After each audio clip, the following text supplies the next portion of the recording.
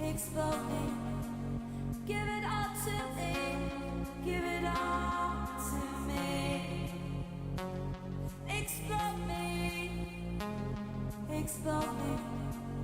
give it all to me, give it all to me.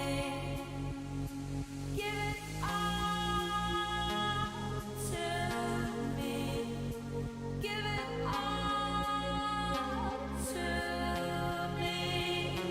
Give it all to me.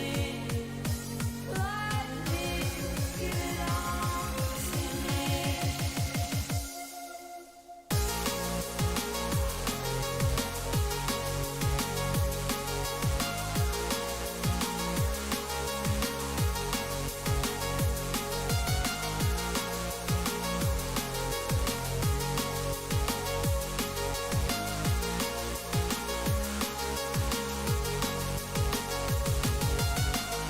You make me feel like I've got dynamite inside.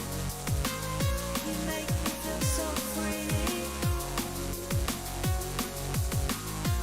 I can't wait till you're here by my side. Light that fire in me. Give it all to me. Give it all to me. Give it all to me. Let me give it all to me.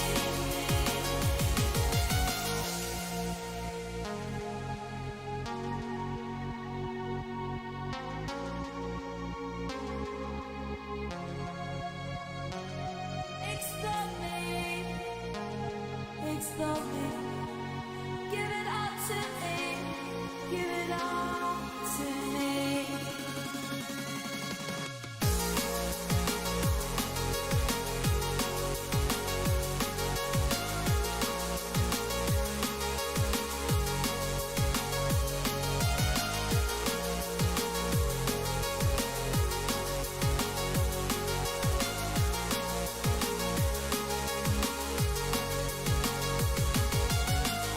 You make me feel like I've got dynamite inside. You make me feel so free. I can't wait till you're here by my side. Light that fire in me. Give it all to me. Give it all to me. Give it all to me. Let me give it all to me.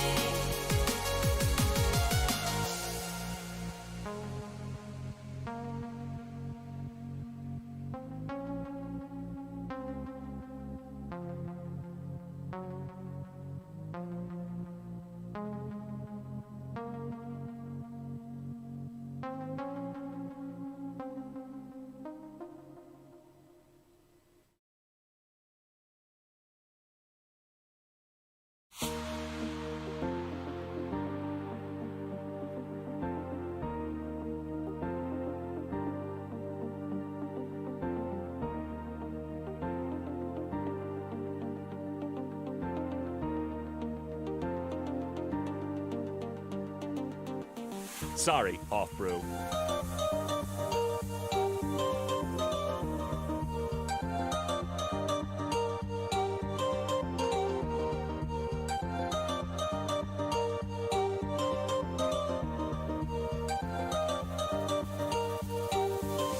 Gaming Morning Show.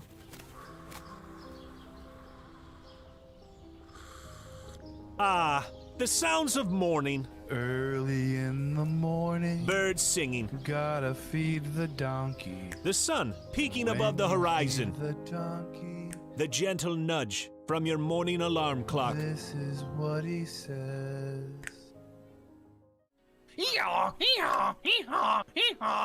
A subtle reminder that today is a new day.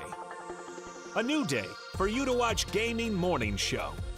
The show where you'll find science lessons. It says, when I bake bread, I give thousands of yeast organisms false hope by feeding them sugar before ruthlessly cooking them to death in an oven and eating their corpses. Wow. I thought you were about bread a whole new way. I thought you were about to say orgasms for a second there. Did either of you ever have that happen when you were in like biology class and you're reading? Have an orgasm?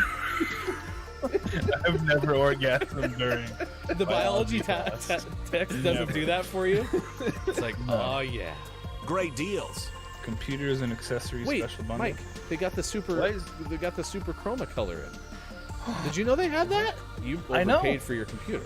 By a lot. I wonder if, do you think they price match? They might. Well, this is half off. Can you take a screenshot of this and try to get a store to price match it? And linguistic perfection. Is that like when I roll my R's? Good. Romance. Great. Romance. See, everyone. It's Not a hiss. So let me hear your battle cry. Kiki. Oh. Kiki what? As we all charge into Gaming Morning Show. More like Kiki. Whoa, am I right? Now, if only I could find a way out of this box.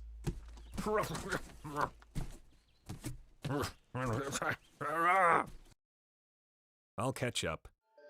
'Cause GMS starts right now.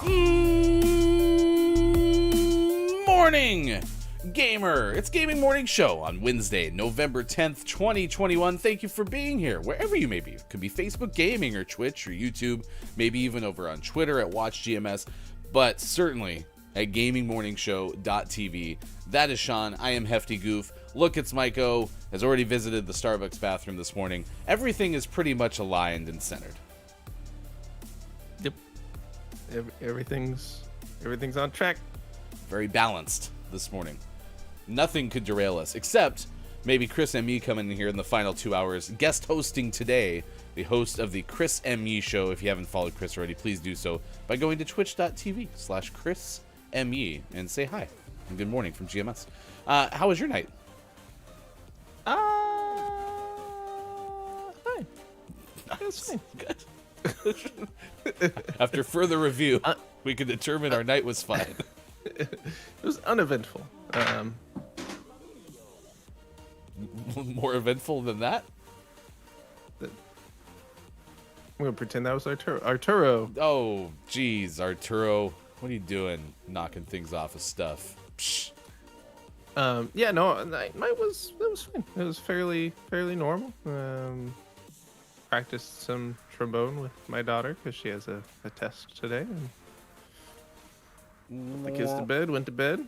We have. I need to retake the picture of my background because we have new blinds in our room.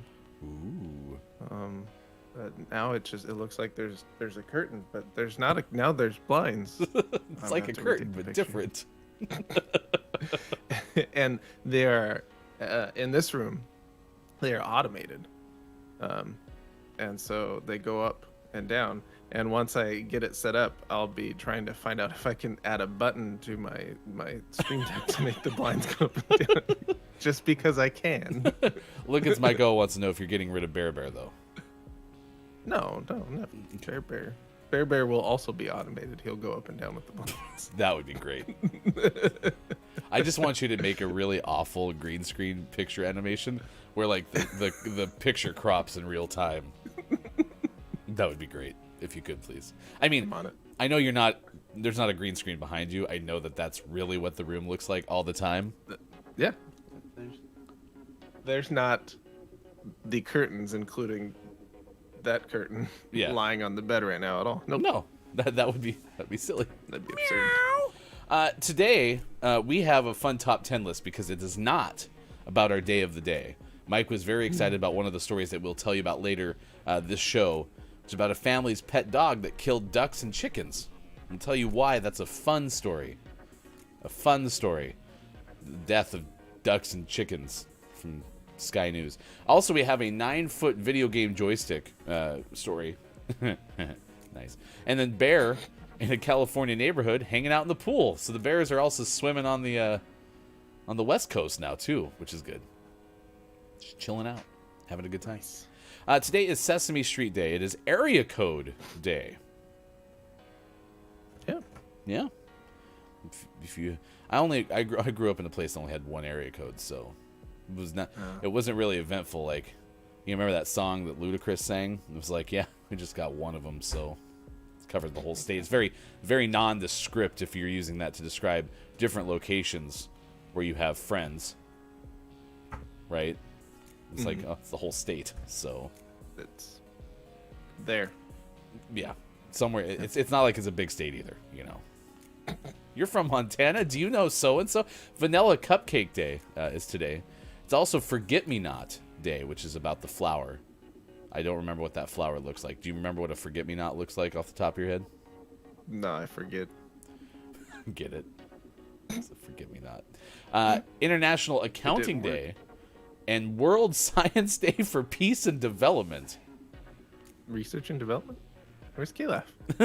Right? Calaf. Paige and Calaf, where are you? We need you. It's Peace and Development Day. That's officially Calaf's title for today. Calaf is now official head of Peace and Development for the day. So, there you go. Welcome, Calaf. Kate Zaid is here. KJ is hanging out as well. Downs, look, it's Mike O in the chat this morning. KJ technically was first. Scott Chick shortly afterward. Well, no, not shortly afterward. KJ was here 24 after 5 o'clock.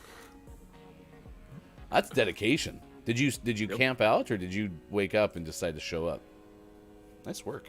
Proud of you. Today is Windows Day, so we're asking you, hey, with the debut of Windows, at least I think it was either announced or maybe launched or maybe there was a beta or something, but this day in 1983, Windows was kind of announced. So we're asking you, what was your first computer? And do you have any Windows memories? I'll give you an example. My Windows memory was going to my grandparents' house where they actually had a Windows computer and playing Solitaire. Nice. Solitaire's good. But I mean, like, that's really what I used the computer for, was playing Solitaire. Maybe using the voice recorder. I remember using the voice recorder for a long time. Do you remember those Bob Barker like microphones that they came with? They were like white and had like a really thin bass and then like had a stand. Do you remember those? Yeah. The high quality on those. Oof. They were amazing. I think we should bring them back. Can we bring back Bob Barker microphones for the show? I think that's up for a vote. Chat, would you like to see some Bob Barker microphones? I like Bob. And you have to get the whole microphone in the camera though, so you have to hold it like out in front of you. We'll just hold it like Bob used to. Oh, but you got to get the whole. The audience wants to see how long it is. Well, it'll be up by my forehead in this frame, and I'll just have to talk up here. Did you remember Bob's? It looked like a stick with a disco ball on top. It was fancy. Yeah, it was. But everyone wanted a Bob Barker microphone. So Does Drew Carey use the same microphone? who's Drew Carey? I haven't watched The Price is Right since Bob's been Since gone. Windows came out in 1980. It's since 1983. Not a single episode I refused solidarity to Bob. Not that Bob. Bob Barker. Sorry. Bob No, likes it. I grew up using computers. My dad's always worked in technology. Now he's a software developer. He worked hardware side for a long time. And so I learned how to use a DOS computer before I started elementary school. He always had like 2 or 3 computers set up and whatnot. So I was using DOS computers really early, and then Windows computers after that, and usually to play games. I liked downhill skiing. Was a good one. Downhill something skiing? Yeah, it was like a free Windows game where you were a little skier, and then eventually the abominable snowman came and ate you and made you cry. It was sad. Rude. Yeah, he wasn't very nice. Bigfoot's cousin. It was Sasquatch. Forgiven John is here. Good morning to you as well. Scott Chick says, I was out for a walk and running errands. I walked very quickly back so as to not miss the start of the show. Well, you didn't. You didn't miss anything. Arturo has not been mentioned or anything along those lines. So A warm welcome to our deputy cat petter, Chick. KJ said my earliest memory of a computer was my dad's DOS operating system. It was a block of electronics and it was beige. Every computer was beige, right? They all looked the same. We had a green screen that my mom bought from an old an old job. And I used to write a lot of stories on that because it basically had a word processor on it. It was like a word processor, let's be real. I don't even remember any games that I played on that thing. But then we got in 94, a Packard Bell, and somewhere in this house, I still have the original spec sheet for that computer. It had like a whopping 144 megahertz processor or something like that. It was stacked. I ruled the world. And beige. You know, I believe that one was actually cream colored. Thank you very much. It was 94. We had moved so far into the future by that point. Chick, my first computer I inherited from my granddad, one of those chunky, big-backed Delios. That's a great name. Try the 1985 chunky, big-back Delio. Was all right for schoolwork, but couldn't handle the games. My parents then got me my very own laptop for Christmas, to which I cried. Aw, that's cool. That's cool. Ski free. Is that really it? Never gonna give you up, never gonna let you down. Kayla, if you rickroll somebody just once, they get all huffy. First video game on the computer that I remember was Doom. Doom was a good one. Mm-hmm. With lots of Doom. Yeah, we played Oregon Trail a whole bunch at school, so they had probably like a Macintosh 2 or something like that. I think you could play it on. So that's what I remember most. Man, we've come a long way, haven't we, chat? Look at us. I remember the early days of the internet. We had gotten a computer set up with internet connectivity at our house for my dad's work, and it wasn't a thing any of us used because it was in its infancy. But I used my dad's computer all the time just for writing stuff for school and playing games and stuff like that. And my dad used the same password for everything. So I went onto the internet because I knew his password. And I explored the internet for the first time without permission and used all of his internet minutes back when that was a thing. Did you get in trouble? I'm sure I did. You surfed the World Wide Web. I did. Could you give us a thumbs up like that meme? Where the kid's like... That's great. Downs apparently remembers the game too, said the Yeti would always kill me as well. And that link is in fact for ski free, so you can be safe clicking it. And also Chick remembers that game. Look, it's Mike. All I remember is playing Flight Simulator in some game where you were a bartender and drinks shoot out of the wall, and you have to serve and catch them. It's the late 80s, and my grandpa had it. I think that's Tapper. Tapper made an appearance in Wreck-It Ralph. But yeah, I remember playing Tapper in the arcade because Tapper had an actual like a tap handle. So you'd pull the tap handle, the drink would fill, then you'd have to throw it back and go to the next table. That sounds super cool. I never played a Tapper in the arcade, but that sounds fun. I probably didn't play Tapper in the arcade. I think I played it at a bar because I spent a lot of time in a bar as a kid. So you already said you were from Montana. there weren't many arcades, but there were a few bars. And a handful of bars. I did play a lot of Miss Pac-Man at a primary bar, but secondary bar, Tapper. Oregon Trail was originally released December 3rd, 1971, according to KJ. Wow. Nice. Well, I clipped it, so it'll be clip of the day if you want to get a stab at the screenshot.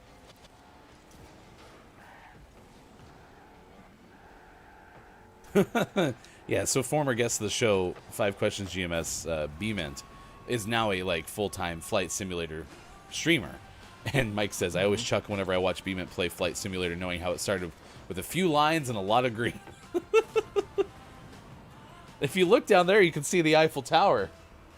Can you? Yeah, I promise it's there.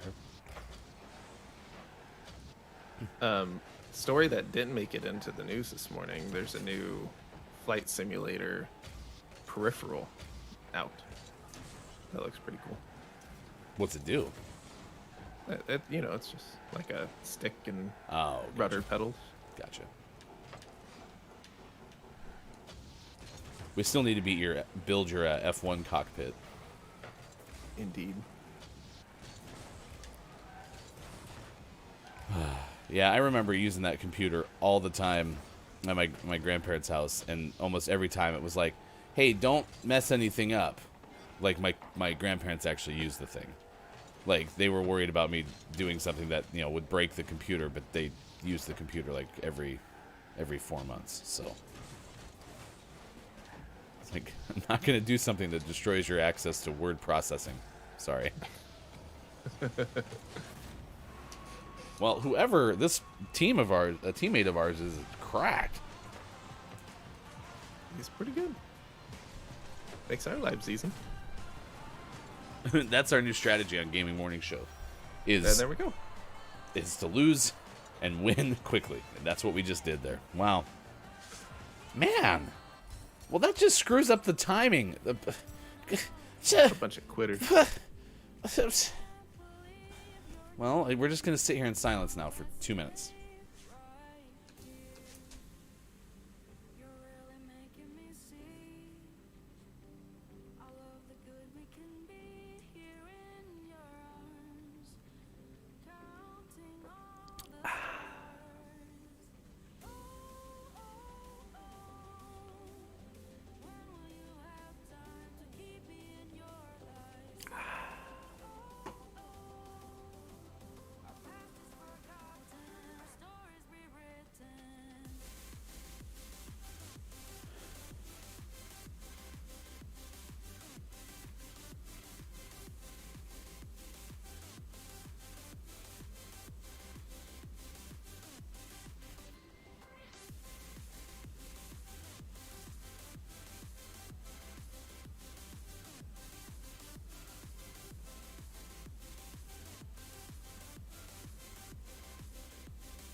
Hey, do any of you know a Damn pirate's it, favorite Bob! letter? What the hell are you doing?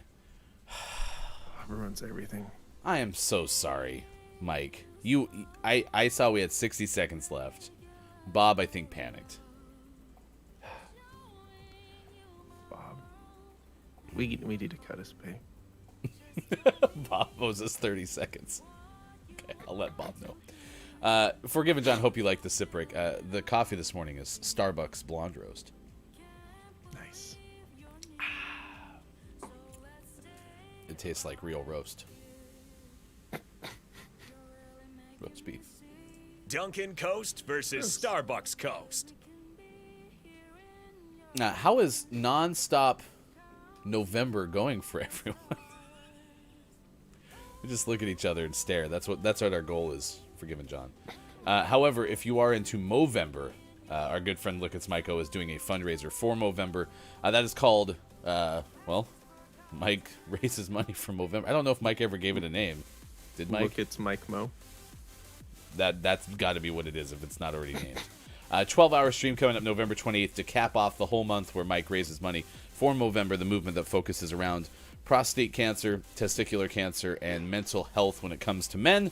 Find out more at Look It's Myco on Twitch. Mike's going with Mycovember. KJ's proposing Mycovember's Movemberthon. The Myco Memorial Movember Fund. Professor Ham is here. Good morning to you, Professor Ham. Thanks for being here. Top of the Mora! Coming up, we have a story that has to do with bears and pools in California. So we'll tell you that story coming up soon. Also, a pet dog that killed ducks and chickens. Why?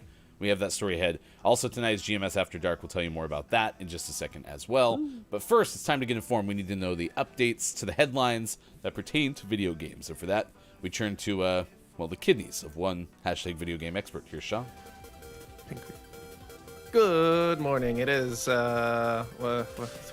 like Wednesday, November 10th, 2021, and this is your Gaming Morning Show Morning Gaming News. Man, it's the least Wednesday feeling Wednesday ever. We have some Among Us updates. In the name of a Cosmic Cube update, which is out now for Among Us. I haven't played this game in a while, but there's all kinds of new stuff, and now there's even more new stuff, like some new roles and a new currency. There are 4 new roles, and those include the scientist, who can check in on the vitals of fellow crewmates. So if one appears dead on their tablet, they can alert the rest of the crew that someone's been killed, even before a body's been found. There's a shapeshifter, which can shift shapes. That's what the shapeshifter does. Is damn it! Tongue twister day was a couple days ago. Shifts shapes. So he can look like other crewmates and blend in with the rest of the crew. There's an engineer who can use the map's many vents as pathways for travel, and the guardian angel, who appears to be a role taken on by a crewmate that has died. And they can be a protective shield around a living crew. I kind of like that one. Guardian That's angel. fun. Yeah, it gives you something to do after you're dead and do your tasks and bored. And then there's a currency. These are beans. They're actual like little beans, and beans can be used to purchase items, bundles, and cosmic cubes. There you go. And I don't know what cosmic cubes are, but it appears like they can unlock different things. Cosmic. Imagine cubes, right? But they're cosmic. But in space. Next news story of the day. Sony has launched the PlayStation Direct store, which is available in some parts of the world. It is now also available in Germany and in the UK.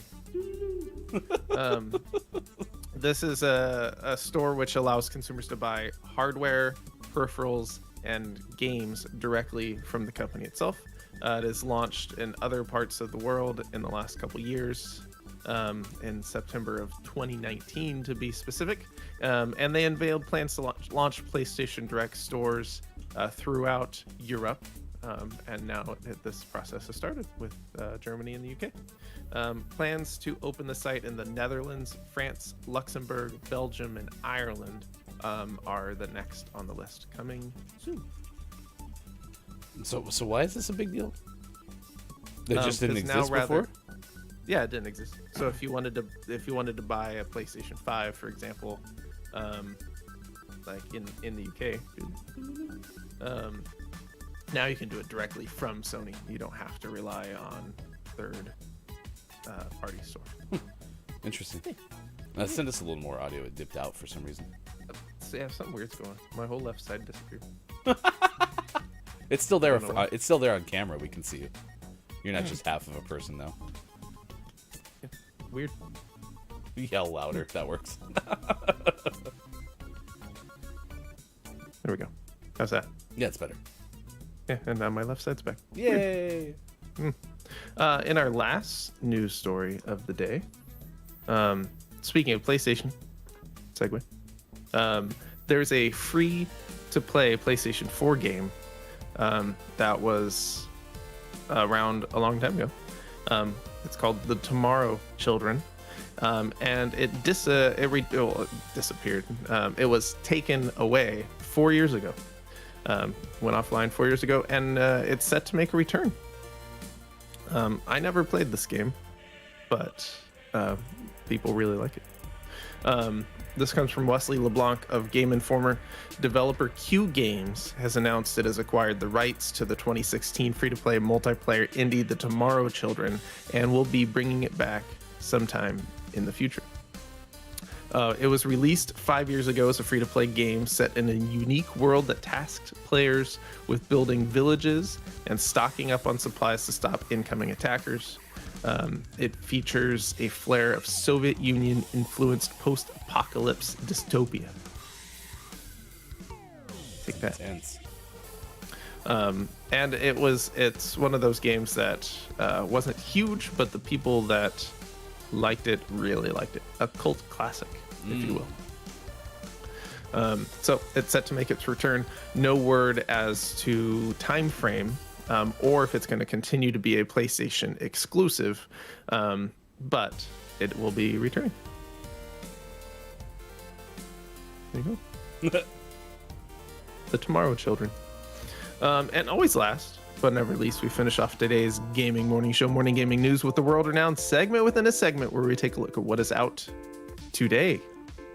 Like Final Fantasy V Pixel Remaster, out on PC. Ship Graveyard Simulator, out on PC. And for the most prestigious award in video game focused morning shows, your favorite segment within a segment within a segment, today's name of the morning goes to Among Trees, out on PC, which I can only assume is a spin-off of Among Us, but tree-based. For some reason, the song Big Country came to mind, because that song always made me think of trees, because I always thought they said something like, in the big trees, but it's not. It's Big Country, so it's different. There you go. Gaming Morning Show, Morning Gaming News, courtesy of our good friend Sports.Gaming, who is our hashtag video game expert. You can find all of the expertise. From what kidney does Sean's gaming knowledge originate? Is it the left or the right one? It's my pancreas. It's sorry. Correction. Sean's gaming knowledge actually originates from his pancreas, not his kidneys. Or my adult knees.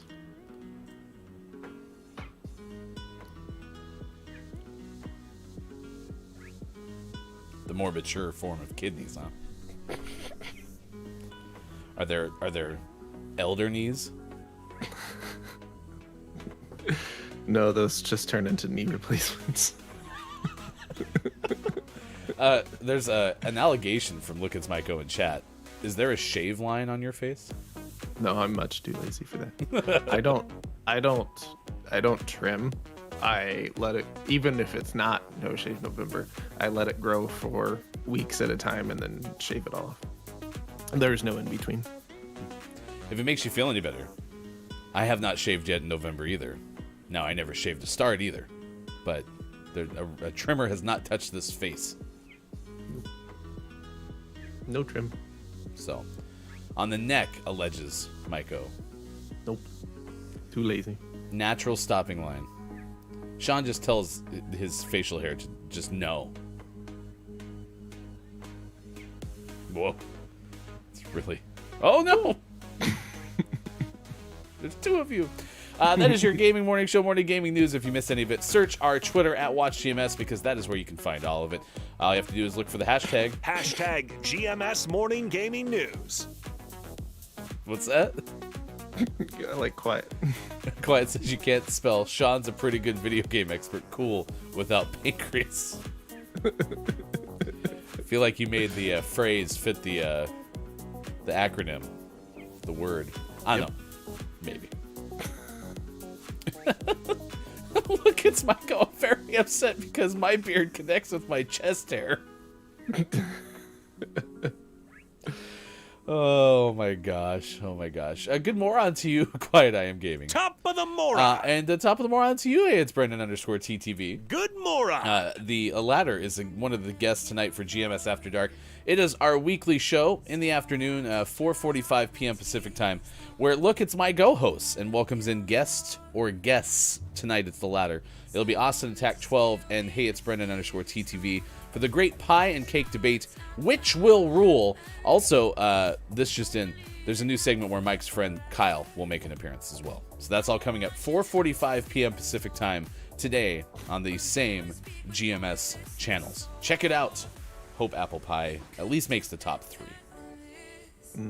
Pie. Did you What if see? you put that pie in a cheesecake? Yeah, so I sent this to Sean and our wives yesterday. There's a cheesecake, but the center is an apple pie. And my naysaying wife, hefty wife, was like, that doesn't look very good. It looks delicious. It kind of does look pretty. It looks like something you need to try once.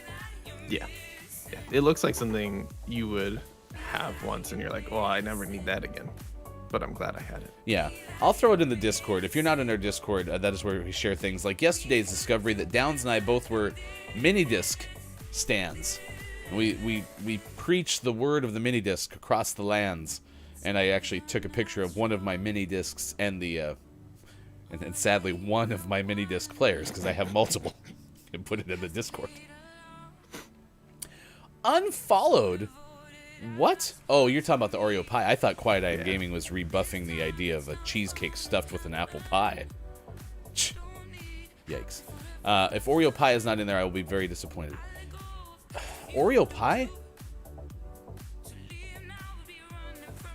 Is that like an Oreo cream pie, or is that like a Oreo cheesecake type thing? Either sound good. That's true. I guess, what are we really debating here? Maybe we can take an Oreo cream pie and put it in a cheesecake. Take the Oreo pie and put it on a cheesecake. Then you take that and you put it on a pancake. Put it on a pancake. Yes, thank you, Bob. K-Laugh says, I agree, it's good to try everything once. Can I interest anyone in some Scrapple? I tried cheesecake. I'm pretty sure I tried Scrapple when I was 3. Was it in Jello? Probably. That's still, I've thought about that since you said that yesterday. That my family has a notorious reputation for putting stuff in Jello. Yeah. Scrapple. It's also the same year I was stung by a bee, which started my hatred for bees. So. Bees and Scrapple. Oh, look, it's Myko says it's probably a Florida thing. Quiet. Yeah, a pie with a bunch of whipped cream and Oreo bits, and it is good. Is it so good?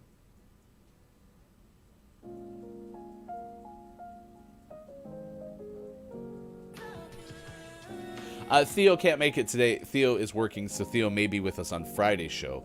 If you don't know Miss Theo, please check Theo out on Instagram at I am Miss Theo. All right, it's 6:37 now. 9:37 out on the East Coast is 2:37 for those watching in the UK.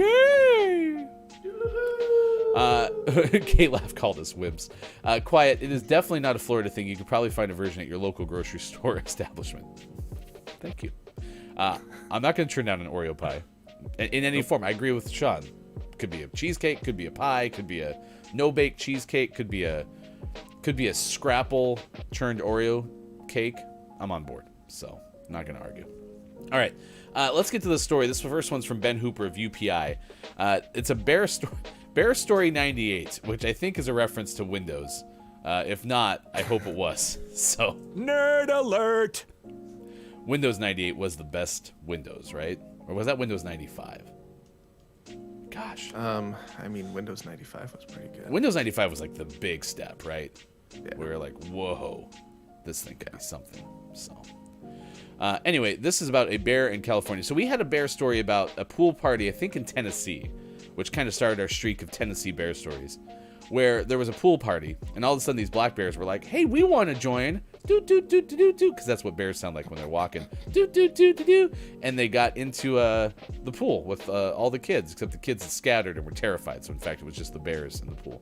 So this one takes us to California, and it was a single bear, allegedly. The Los Angeles County Sheriff's Department warned residents of a neighborhood. Single and looking? What's that now? Was the bear single and looking? It was single and ready to mingle. It was in San Dimas, of all places, in fact. Wandering through the neighborhood and, in fact, went to multiple backyards and decided, you know what, this is the one that I want. I'm gonna hang out in this pool. Quote, I see a bear jump in the pool, and I told my buddy, hey, I got to get off the phone. I got to film this, homeowner Christian Brown told KABC TV.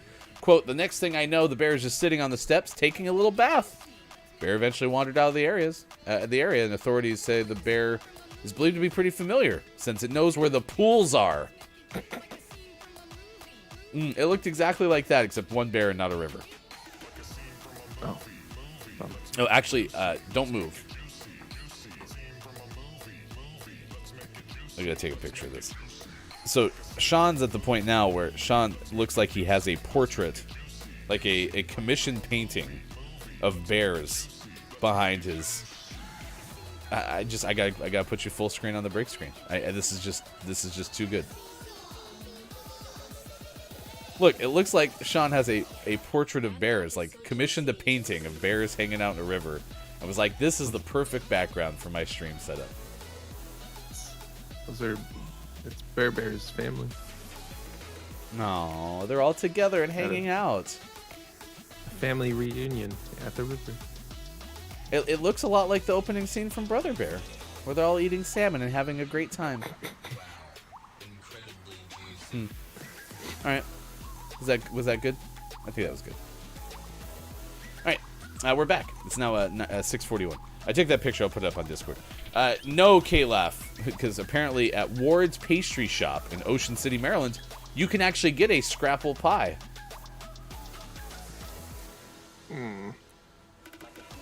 Who's up for But some? if I'm gonna eat scrapple, because I'm willing to eat anything once in my life, I don't want it to be a pie. It has to be like traditional scrapple. I don't believe in trying anything, but if I had to, it'd be like a scramble. I'd have eggs, potatoes, and a scrapple scramble. Scramble. I believe in making my food as hard to say as possible.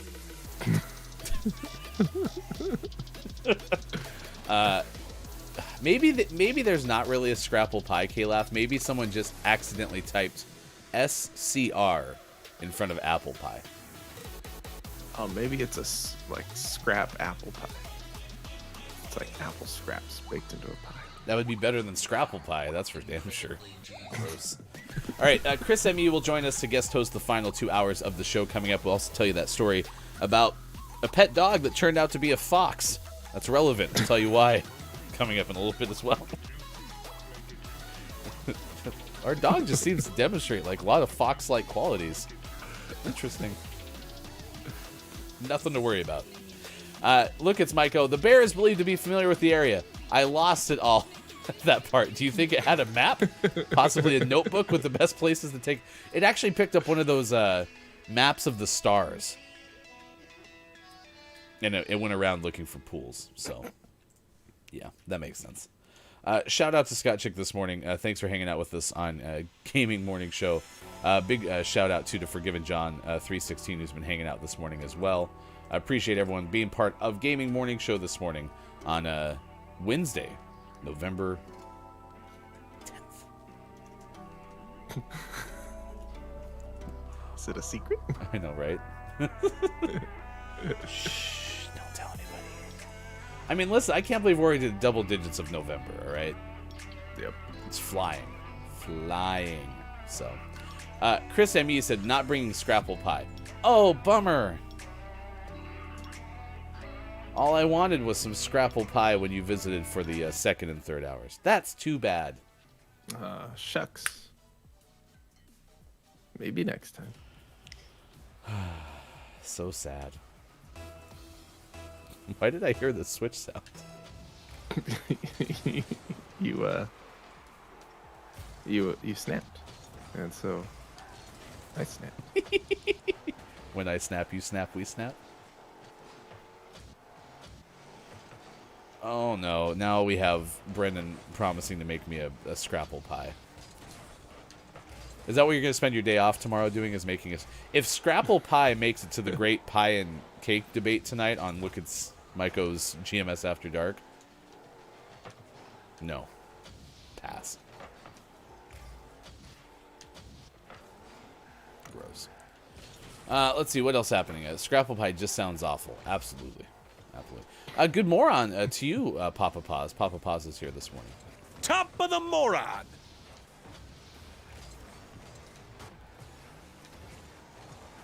Scrapple pie sounds more appetizing than what?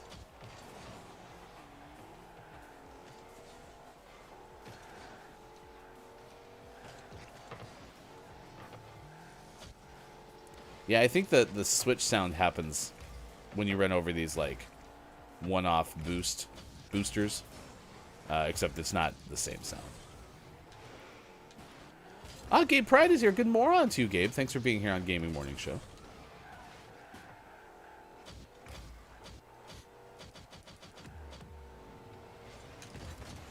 Nice. Nice Cracked. work.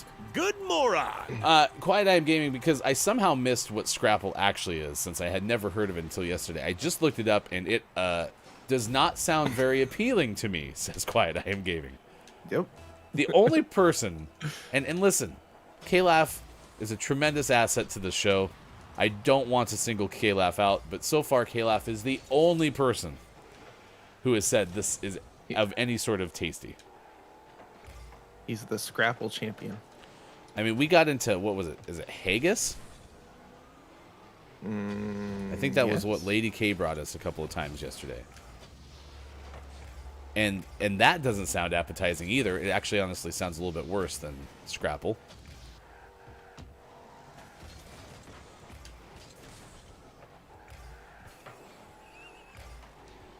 K-Laugh says meat pies have been around since the ancient Egyptians in the Neolithic period.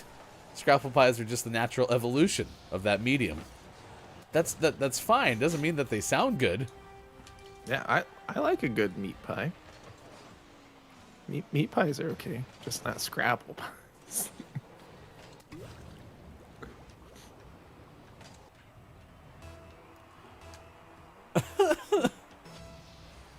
Okay, what's worse, Scrapple or Lutefisk? Lutefisk is like overly dead fish. Like Extra dead. Yes. It smells awful and tastes awful. Other than that, though, it's really good. You'll love it. Brendan says, so right, Kyle and Scrapple pies are next. And then I have Scott Chicks in. Haggis isn't bad. Just get a nice whiskey sauce with it and you're away. It's a once-a-year kind of thing, though. Only on Burns night. Really selling me on this, Scott Chick. I love foods that I only want to have once a year, at minimum.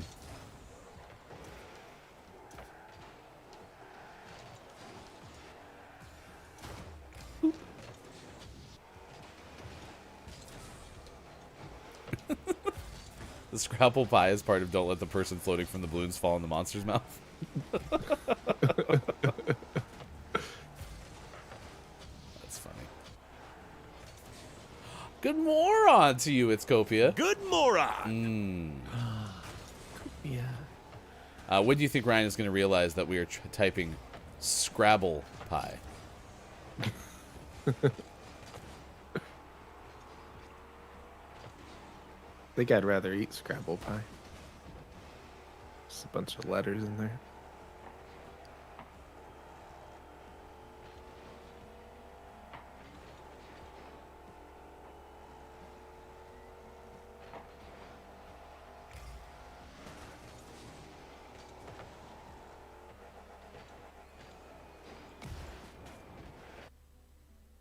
What happened?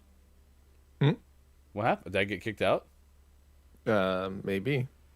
Oh, well. Did you get kicked for being idle? So, I think I finally figured out. Oh my gosh. I think I finally figured out what maybe Austin's problem was. Remember when Austin first started playing and was just getting kicked out for being idle? Apparently, if you only hold the gas button down, the accelerator, but you don't touch any other buttons, you get kicked for being idle. Oh. I was busy staring at Brendan because Brendan fooled me. Brendan got me with Scrabble pie. So I was giving them the look. There you go. You can see the end of the game on Sean's screen in really low quality. But that's what's going on right now in Rocket League land. What's the score? 3-1. All right, perfect. Yeah, Mike, I've never not steered before. I thought to avoid going idle, you just had to drive. Like, you just had to have the accelerator down. So I was busy staring at the screen. I probably missed all of my, hey, you're about to get kicked for going idle. Oh, that's funny. Yeah, if you just got to hit the steering wheel once. Whoopsie. Well, nice work, Brendan. You got me with Scrabble pie. The Scrabble pie has to spell it. Don't let the person. I get it now. I get it now. Good moron, like I said to It's Copia. It's good to see you. Today is Windows Day. We are asking you what you remember most about Windows, and if you remember what your first computer was. We're also doing pretty okay otherwise. Scott Chick said, Then you have to toast it, and the big pipes play in it. Wait, no, I'm going to read that again. Did we win? We won 3-1. Yay. You are one of life's winners. I'm going to read this again. Then you have to toast it, and the bagpipes play it in. It's a whole event. The butcher over the road from me sells award-winning haggis. What?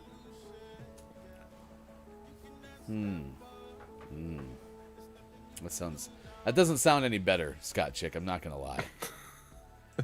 But I'm trying. I really am. Let's see. Let's go to Sean reporting live from the field. Yes, what did we learn in that edition of Rocket League? That Ryan's not allowed to play anymore. All right. Make sure you steer the car. Just driving around doesn't work. My first computer was a Gold Star 8486. Wow. That's very specific, Quiet. Mm-hmm. Stream sniped in Rocket League. Get wrecked, noob. That's funny. Copia, Windows 95 with Hover, Doom 2, and Encarta. I remember Encarta Encyclopedia. I did spend a lot of time in the encyclopedia. Quiet, it either had no Windows at all or was 3.1. I don't remember. Hey, if you had any Windows operating system, you were rolling. We'll have some Windows facts coming up next hour for you as well. Chris MU will be here to guest host. Right now it's time for birthdays this day in gaming history. If you have a birthday to celebrate, please let us know, because we would like to celebrate with you at 6:52 West Coast, 9:52 East Coast, and 2:52 for those watching GMS in the afternoon. Doodle-doo-doo. Wow. It was very... Oh, it was very musical. I liked it. I was copying your cadence. In the afternoon was just a lot slower than usual. That sounded like a chicken. It was great. All right, let's go to the list of birthdays today. Roland Emmerich turns 66 today. Nice. He's directing the upcoming disaster film Moonfall, which stars Halle Berry. Moonfall. Okay. It sounds like a James Bond movie. Right? Moonfall. In Moonfall, the mystery place. Man, your desk has been noisy today. Chill Stop out, it, desk. desk. Jeez, Arturo. Yeah. Who's Bad not cat. outside and definitely in here. See? Terrified. Comedian Sinbad is 65. That's a good Nice. fun fact. Hosted an episode of Saturday Night Live in 1992. In 1992. That's where they pulled that from, was 1992. Ooh. Yep. Back when bummer. he was 45. I'm gonna go in a numerical order, otherwise that would have been a perfect segue. Actor Michael Jai White is 57 today, first African American to portray a major comic book superhero in a major motion picture, having starred as Al Simmons, the protagonist in the 1997 film Spawn, according to Wikipedia. I actually have seen that Spawn. What do you think? It's terrifying. I've since come around. Oh wait, no. Spawn. I was thinking. Spawn wasn't as terrifying. I was thinking of Venom, but Spawn's the one that has like the cape thing. Yep. Hand motion for cape thing. The cape. Tracy Morgan is 53 today. That would have been the segue. Nice. He voiced Captain Caveman in the animated film Scoob. I feel like I missed a lot not having watched Scoob yet. Captain Caveman was in Scoob? News to me. Captain Caveman. Okay. Actress Ellen Pompeo is 52. 40 of those years have been spent on Grey's Anatomy. Fun fact, her middle name is Kathleen. That's all they could come up with. Hello? Are you guys doing okay in there? Man, Cleveland.com took the day off today. Wow. They're worse than they usually are. Rapper Warren G is 51. And singer Gina Thompson is 45 today. Nice. Gina Thompson, R&B singer. Rapper Eve is 43 today. 1999 was the first debut album for Eve. Well, how about that? We have a community birthday to celebrate here in a second. Singer Miranda Lambert is 38. Fun fact, her middle name is Kathleen. No, it's not. You don't know that. That's true. I guess I do not know that. Miranda Kathleen Lambert has 21 Grammy nominations and 3 wins. Kathleen. Actress Kiernan Shipka turns 22 today. Fun fact, her middle name is Kathleen. NFL quarterback legend, Denver Broncos great, Teddy Bridgewater is 29 today. Do you know what his fun fact is? Is Teddy Bridgewater's middle name Kathleen? It sure is. Wow. That's amazing. Thank you, Teddy Kathleen Bridgewater. Career high is in completion percentage and quarterback rating for those playing at home. So Nice. yeah. Broncos legend, Teddy Bridgewater. Actress Mackenzie Foy turns 21. Nice. There you go. Her middle name is not Kathleen. Oh, okay, that's when it ends. I got you. Any other birthdays today? There's a lot on here, and none of them are drummers. That's really sad. It really is, especially when we have Bob ready to go. Makes me sad. Too bad, Bob. Rapper You God of Wu-Tang Clan is 51.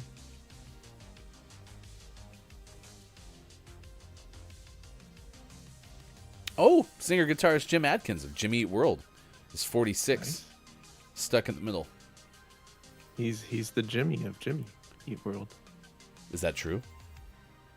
I think so. I think that'd be awesome. Anyone ever seen Vampire Academy?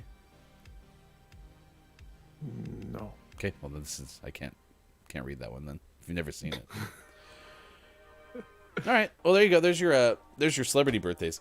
We have news into Gaming Morning Show that today, in fact today, is Pib's birthday. How do I not have this in my calendar? I'm very sad. How about that?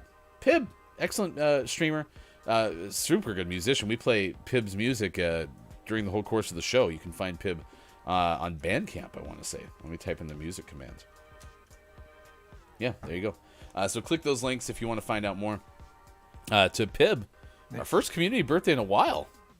Yeah. It's your birthday song. It isn't very long.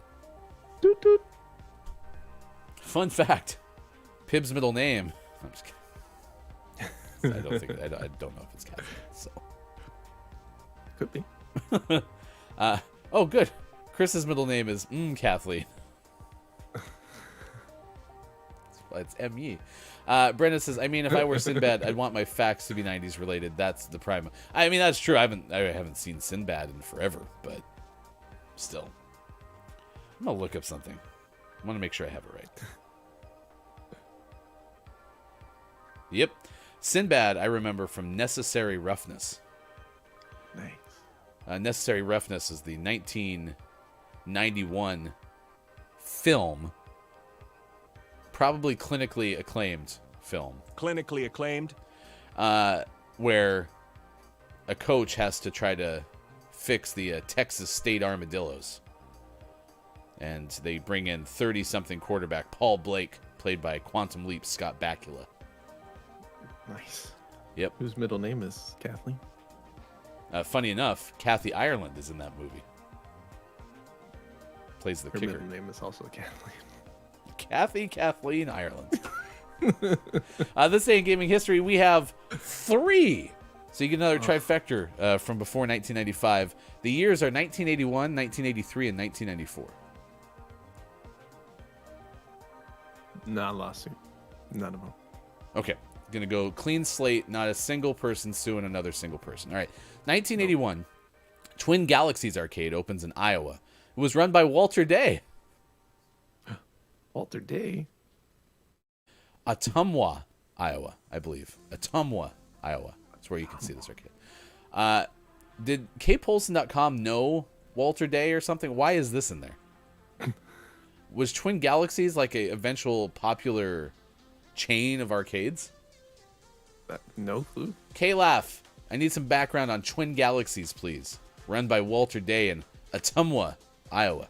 1983, Activision lays off many of its staff due to decrease in demand for home video game machines and cartridges. Bummer. And in 1994, Sega releases the Sonic the Hedgehog Triple Trouble video game for Game Gear. I like how it's called Triple Trouble. It was like, oh, Double Trouble's not enough. Make Triple Trouble.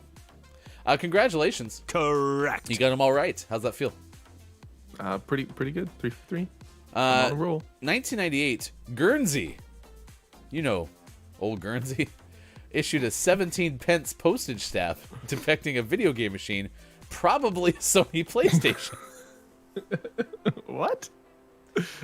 I said, Guernsey issues a 17 pence postage stamp depicting a video game machine, probably a Sony PlayStation. Probably. I mean, the PlayStation's fairly distinct. Is it so small that they can't actually check it out? I think this is my favorite part about not being able to prep to the point where I'm not reading these for the first time. Because that was a very natural laugh. It was great. 1999, Warner Brothers released the film Pokemon, the first movie to theaters. And in 2003, Nintendo put out Mario Party 5 for GameCube. 2009, Activision Blizzard releases Call of Duty Modern Warfare 2 for PlayStation 3 and Xbox 360. It's almost like these always come out about the same time. Weird. What a formula. 2009, Microsoft bans 600,000 Xbox Live users worldwide for operating modified Xbox 360 consoles. They were cheating. All right, start of next hour, we're going to tell you about a story where someone's dog ended up being a fox. We tell you that because the top 10 list next hour is 9 quote-unquote pets that people got because they really wanted a family friend but rather got a wild animal, because it's obviously really hard to differentiate between a wild friggin' animal and a puppy dog. I'll have that story coming up for you next hour. Also, sports! All right, it is now 7:03 West Coast time. Stick around. Chris M. Yee on the other side of the break. Chris M. Kathleen Yee joins us. We also have some really sad news, breaking news from our good friend Look. Apparently, Al died yesterday. Oh.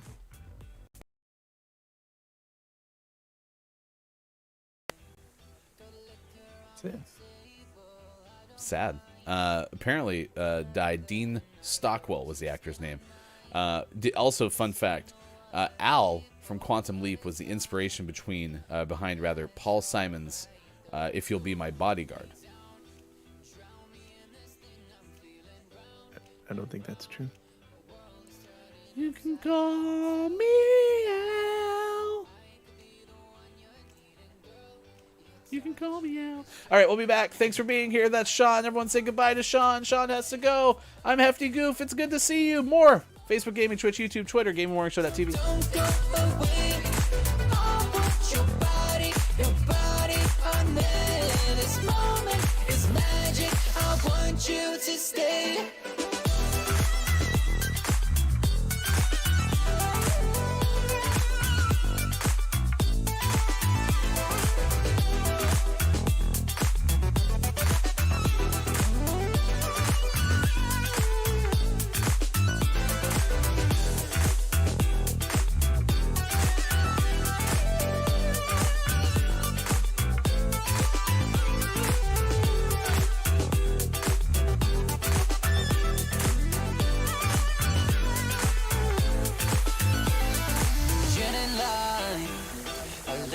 When you're playful, give it time. I'll make you mine, girl, your hand in mine. I'll lead you far away, girl, so divine. Our lips touch, our eyes close. Pull me down, drown me in this thing I'm feeling. Round and round, our world is turning upside down. Tell me how I could be the one you're needing, girl. Your touch is driving me wild.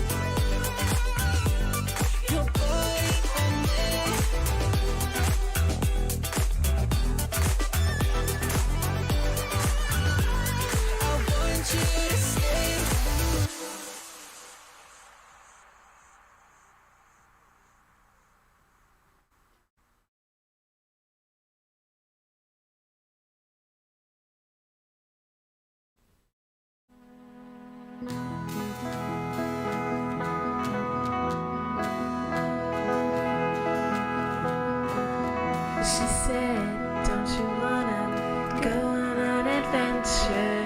She said, we got big plans for the future. She said, you don't know what you're missing. She said, come on, see love, we can do it.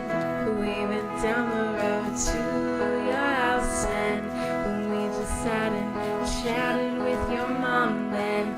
She had nothing better to say than to see that you're free, so go and see what live on in Scottsdale could do for you. 'Cause everything is bigger than we have for you. Live on in Scottsdale, just go and see for me. Just go and be something, you can be anything.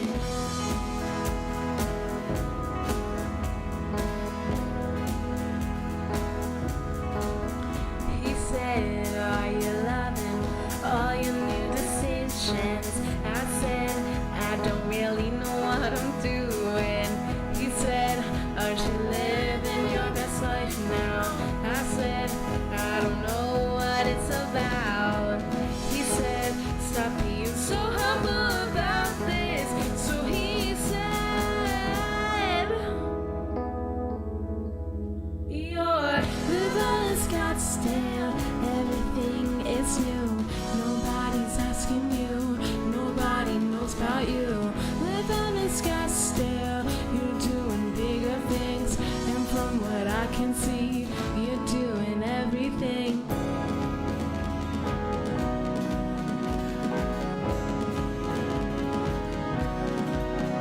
Now I'm seeing everything different than I ever see before. I'm just real and different than I've ever felt before. And never thought that I would let myself in under place. But here I am, just doing everything that it takes. Now I see everything is changing so differently. And I just wanna be something better than me. Could ever imagine I would come of a young girl who was destined with nothing, just living on.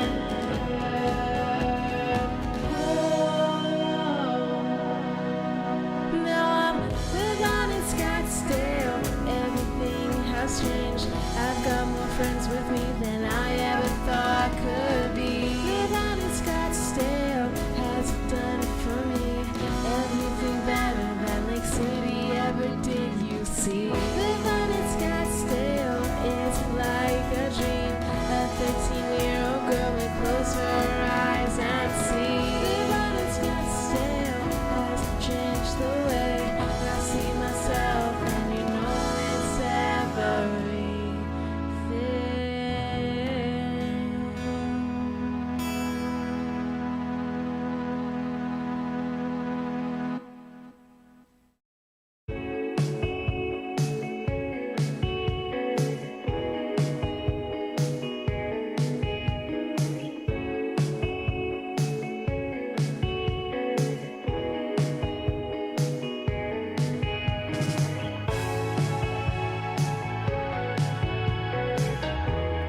Join us for GMS After Dark with Look, It's Maiko.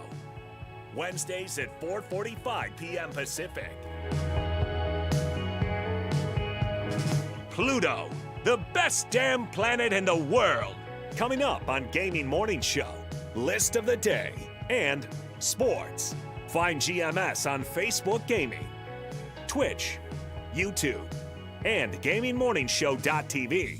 And follow us on Twitter at WatchGMS.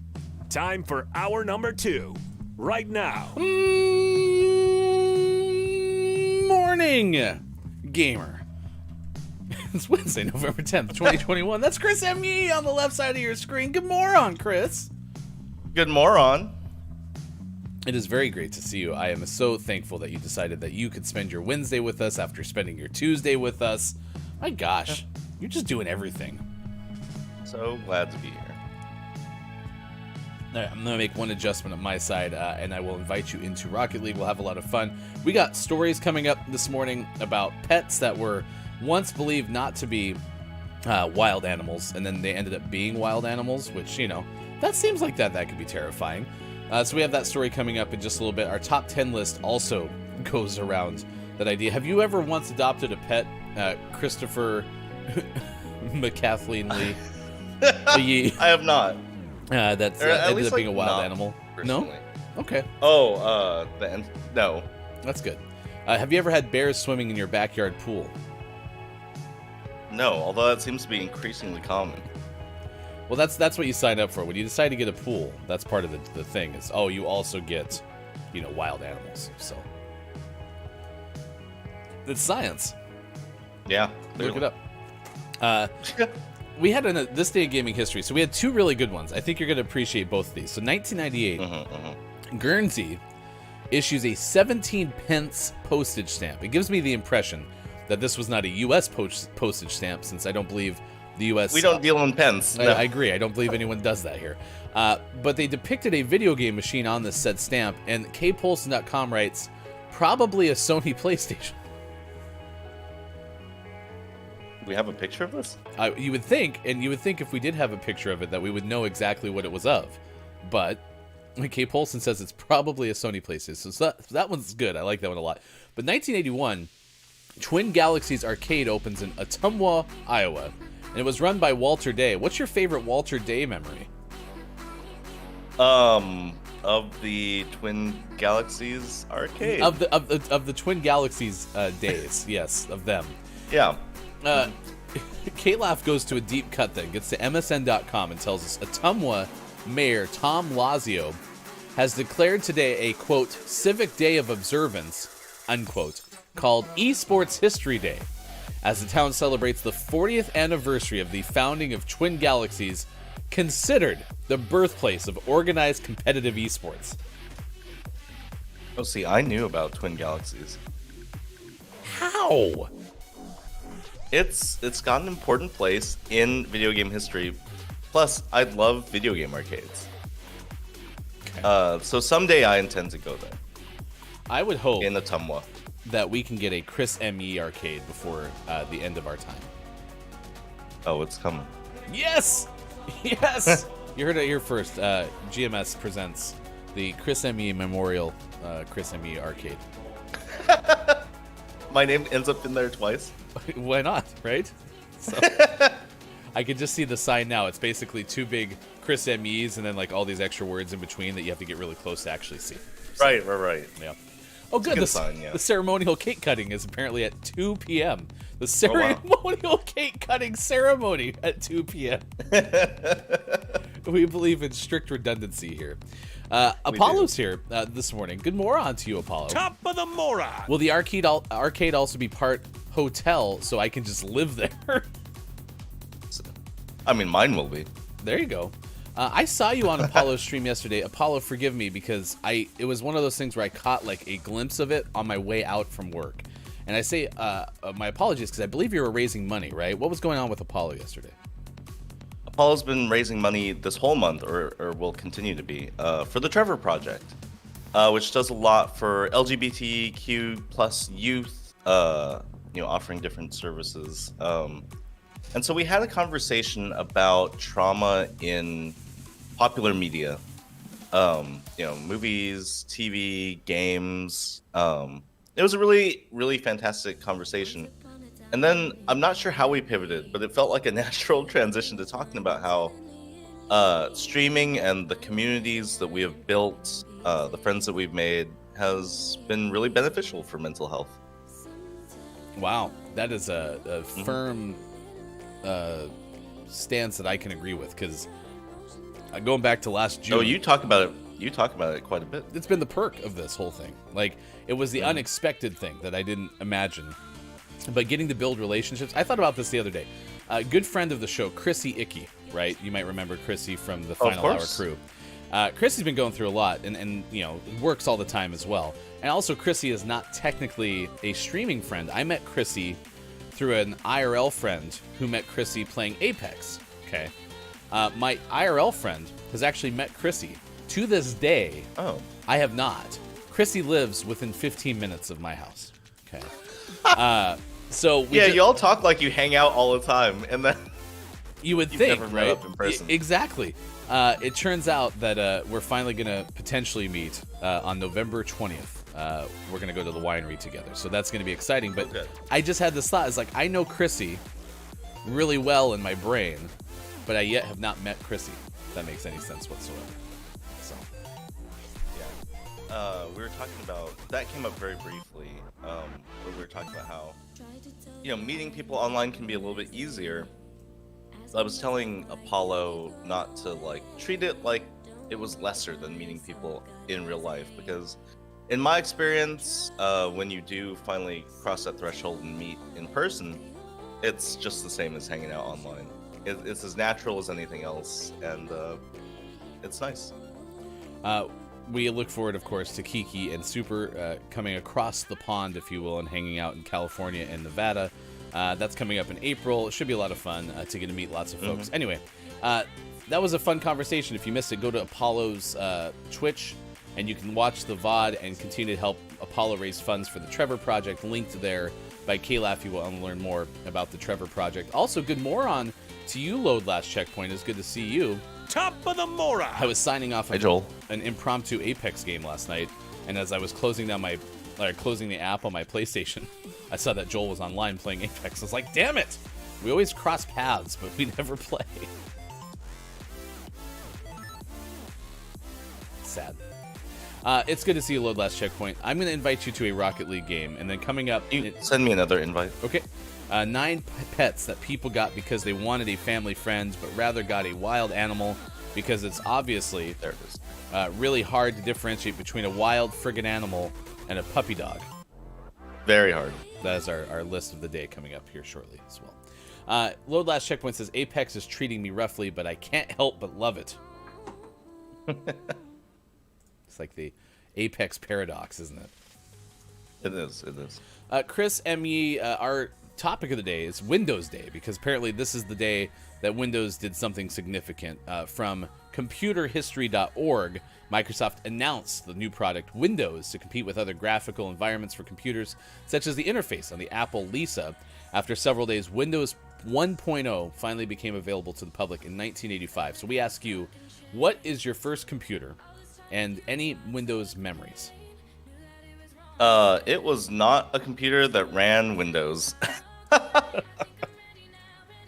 My mom was a elementary school teacher, which means we owned a Mac because teachers got discounts.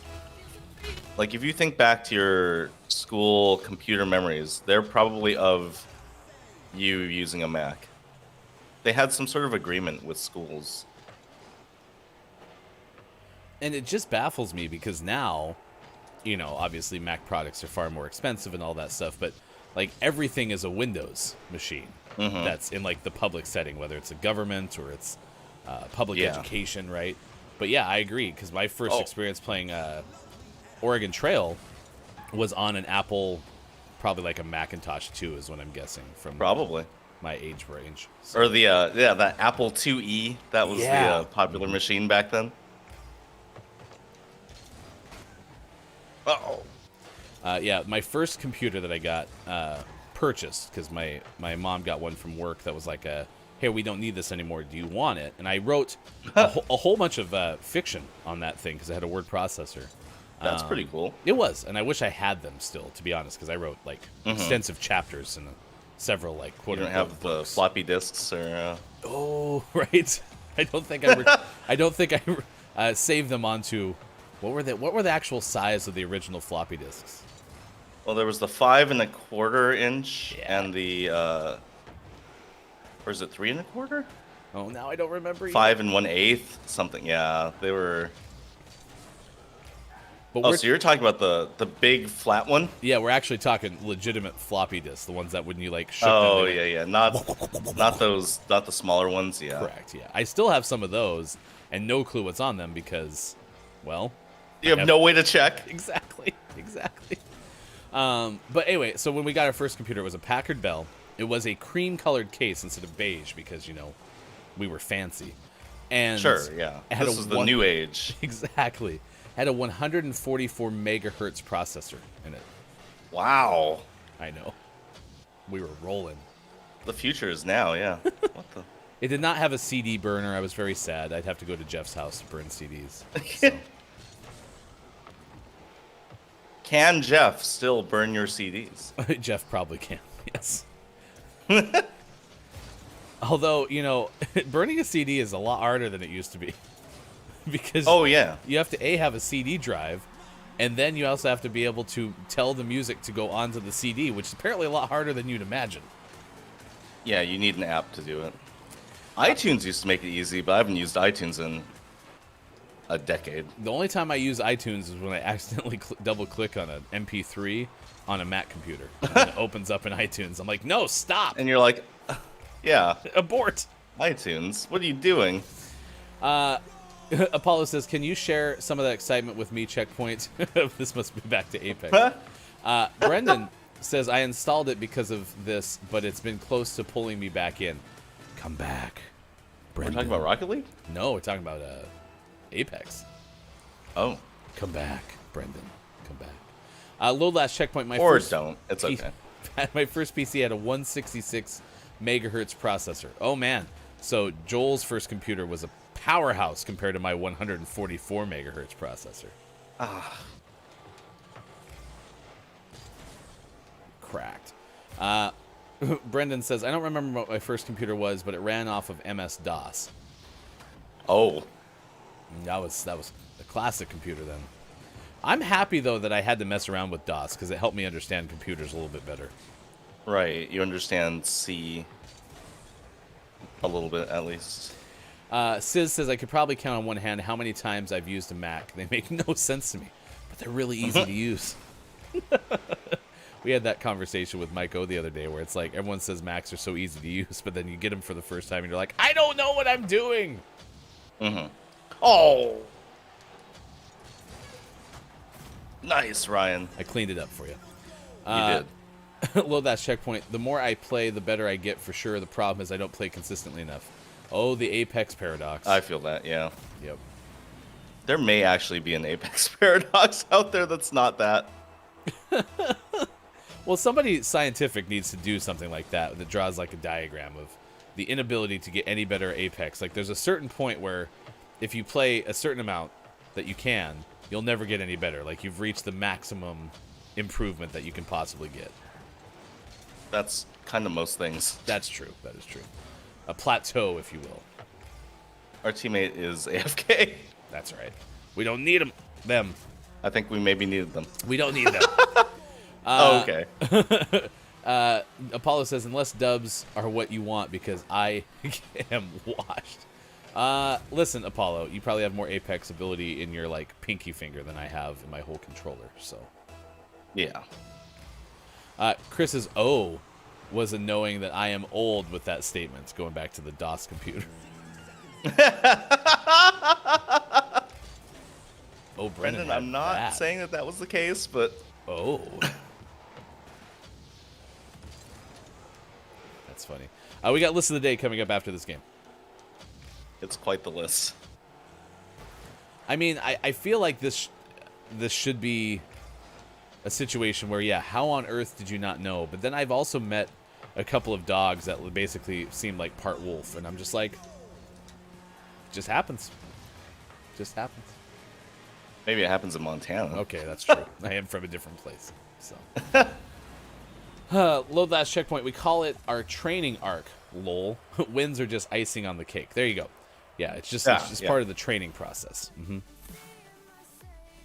If you were good tomorrow, then it wouldn't be worth the climb. I mean, listen to what Miley Cyrus said, right? Right. It's the climb. Something is an uphill battle. Yeah, that's how that song goes. Crushed it. Yeah. 7:26 West Coast, 10:26 East Coast, 3:26 for those watching in the UK. Doodaloo.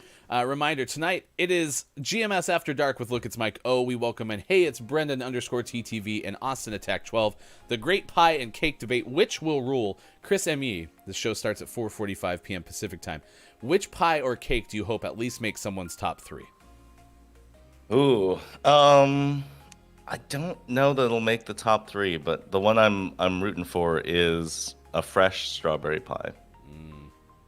every summer. That's what I look forward to. I think I like strawberry shortcake a little bit better than strawberry pie. However, strawberry rhubarb pie, that's pretty okay. Have you ever had a strawberry rhubarb pie? We don't have a lot of rhubarb here, I feel like. The only place I've had rhubarb is Knott's Berry Farm at the chicken dinner restaurant. That's so coincidental. That's the only place I've... No, I'm just kidding. I've never had that. Maybe I have. I mean, I went to Knott's Berry Farm when I was like 10, so who knows what I had. It's a long time ago. Good morning. Maybe Joel can relate. Good moron. Pickle Feats is here. My new Epic friend. I just accepted your friend request, so now Pickle and I can play Rocket League together. Or Fortnite. Wow. So, Yeah, way. Fortnite. All right, let's give you this list. This is from rd.com, which I'm pretty sure is Reader's Digest. Do I have that correct? It is. All right. It is. 9 pets that people got because they wanted a family friend, but rather got a wild animal because it's obviously really hard to differentiate between a wild friggin, Friggin animal and a puppy dog. Are these all dog related? That's what I'm curious about. You're gonna have to show this on screen for it to really hit. Discord. Yes, Discord.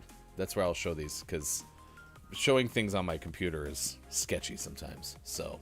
I mean, number one is this pet is a real bear. Oh, well, then I just hold up the picture to the camera, and it's all blurry, and it really stands out. Kelly, Yeah, that works. Kelly Bryant had this list from August of 2021, so very recent. A dog may be a man's best friend, but what happens when that pooch isn't a dog at all? All right, we start with number 1. This pet is a real bear. No, really. Apparently, a family picked up a Tibetan Mastiff. Vacationing in 2016. Yes, I have. But I thought a Mastiff was a dog. Yeah. And they thought the bear was a dog? I don't see it, but you know. I got some bad news. I'm not going to be able to show a single thing up to you on the screen because this is not a mobile-friendly list here so far. Anyway, the pet grew up to be 250 pounds and had a ridiculous appetite. It was a black bear. Holy cow.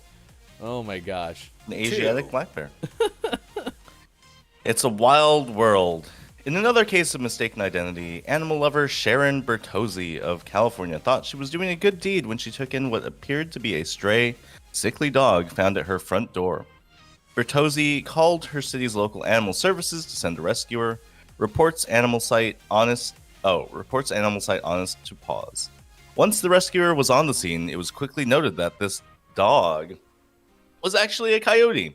The coyote was moved to a wildlife rescue where it was nursed back to health. If you're an animal lover, these dog adoption... Oh, sorry. Oh, is that the next one? There are some dog adoption photos available. Yeah. So No, it's not the next one. Reader's Digest is really 3. I'm trying to have you go all over the place with all these links. It gives you adoption photos that will completely melt your heart. So if you're interested when we post this list, there you go. That's the only place to find any adoption photos that will melt your heart. There's nowhere else on the internet. Number 3 is titled "It's a Kitty-tastrophe." A Texas family got way more than they bargained for. They got a few bites from their new fur babies. The family decided to do a little research. Turned out that what they had wasn't an average kitten. They got some bobcats. Yeah. Bobcats are small enough that I imagine their pups, or their, not their pups, their kittens, are small enough that, like, yeah, I could totally see being duped. And plus they have, like, spots. Cats have spots, you know? They're cats, yeah. Yeah. Same I could see that happening. family or genus or whatever. Yeah. Yeah, the picture in this page is pretty darn cute. 4. If it looks like a dog, in this instance, animals that were initially thought to be dogs didn't end up in anyone's home, but an animal shelter for domestic pets in Croatia did rescue a box of presumed puppies that turned out to be anything but. A shelter worker thought the pups were Belgian shepherds. In actuality, they were jackals. Because they spent so much time among humans, it was deemed unsafe for the jackals to return to the wild. A shelter employee was granted permission to keep the animals as pets and found that domestic life suits them. This is good. I like this list. Good find so far. 5. A major cat misconception. This goes back to 2008 in China. Two baby animals were thought to be wild cats. The cat grew. The man began to question if these were really, again, your garden variety. This seems like very much a cat and dog turned into like wild dog and wild like that. Well, then again, we had the mastiff that became a bear, so maybe I'm completely off base right at the beginning. It turned out that this person ended up rescuing 2 snow leopards. Now those get way bigger than bobcats. This also has a distinct look that's like, I am not a domestic cat. With help from some organizations, he planned to keep and raise the leopards. How cool is that? Hopefully it's cool. Hopefully That's the pretty person's cool. not dead. So And eaten? exactly. Oh boy. One harrowing hamster story. A father in Norway was desperate to find the owner of a hamster he saved from being run over when he spotted it running across a street. The man, Jostein Hansen, was eager to find the owner because, if it was a child's, he didn't want them to fret if their beloved pet went missing. After bringing the hamster to the pet store, Hansen learned this wasn't a hamster, but a wild rodent known as a Norway lemming. He quickly returned the lemming into nature. Oh, that was the end of it. Oh, the old Norway lemming, am I right? If I had a dime for every time Man, a look at Norway this lemming. picture. It's just That does not look like a hamster. It has like a bunny nose. that's so funny.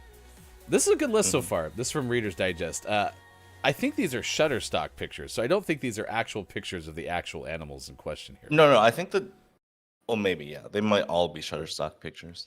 7, All right, we're going to take this one from the hamsters to the foxes. So this is kind of in line with, gosh, we didn't even share the story how this whole thing got to be. So we'll share that as soon as we're done. But this is a pup that turned out to be a fox. Now, according to this, what was believed to be a Japanese Spitz turned out to be a domesticated fox. So the fox was domesticated? I guess so. I guess so. They took the pup to the zoo. The expert gave them the startling news. Wang turned the cup over to the zoo for what she believed would be a better living environment. Fun sidebar. When we adopted our 2 kittens post-graduation from college, we were told both of our kittens were girls. We took one of them to the vet. The vet informed us that nope, and he showed us the proof. We hadn't looked. We just assumed that they were girls.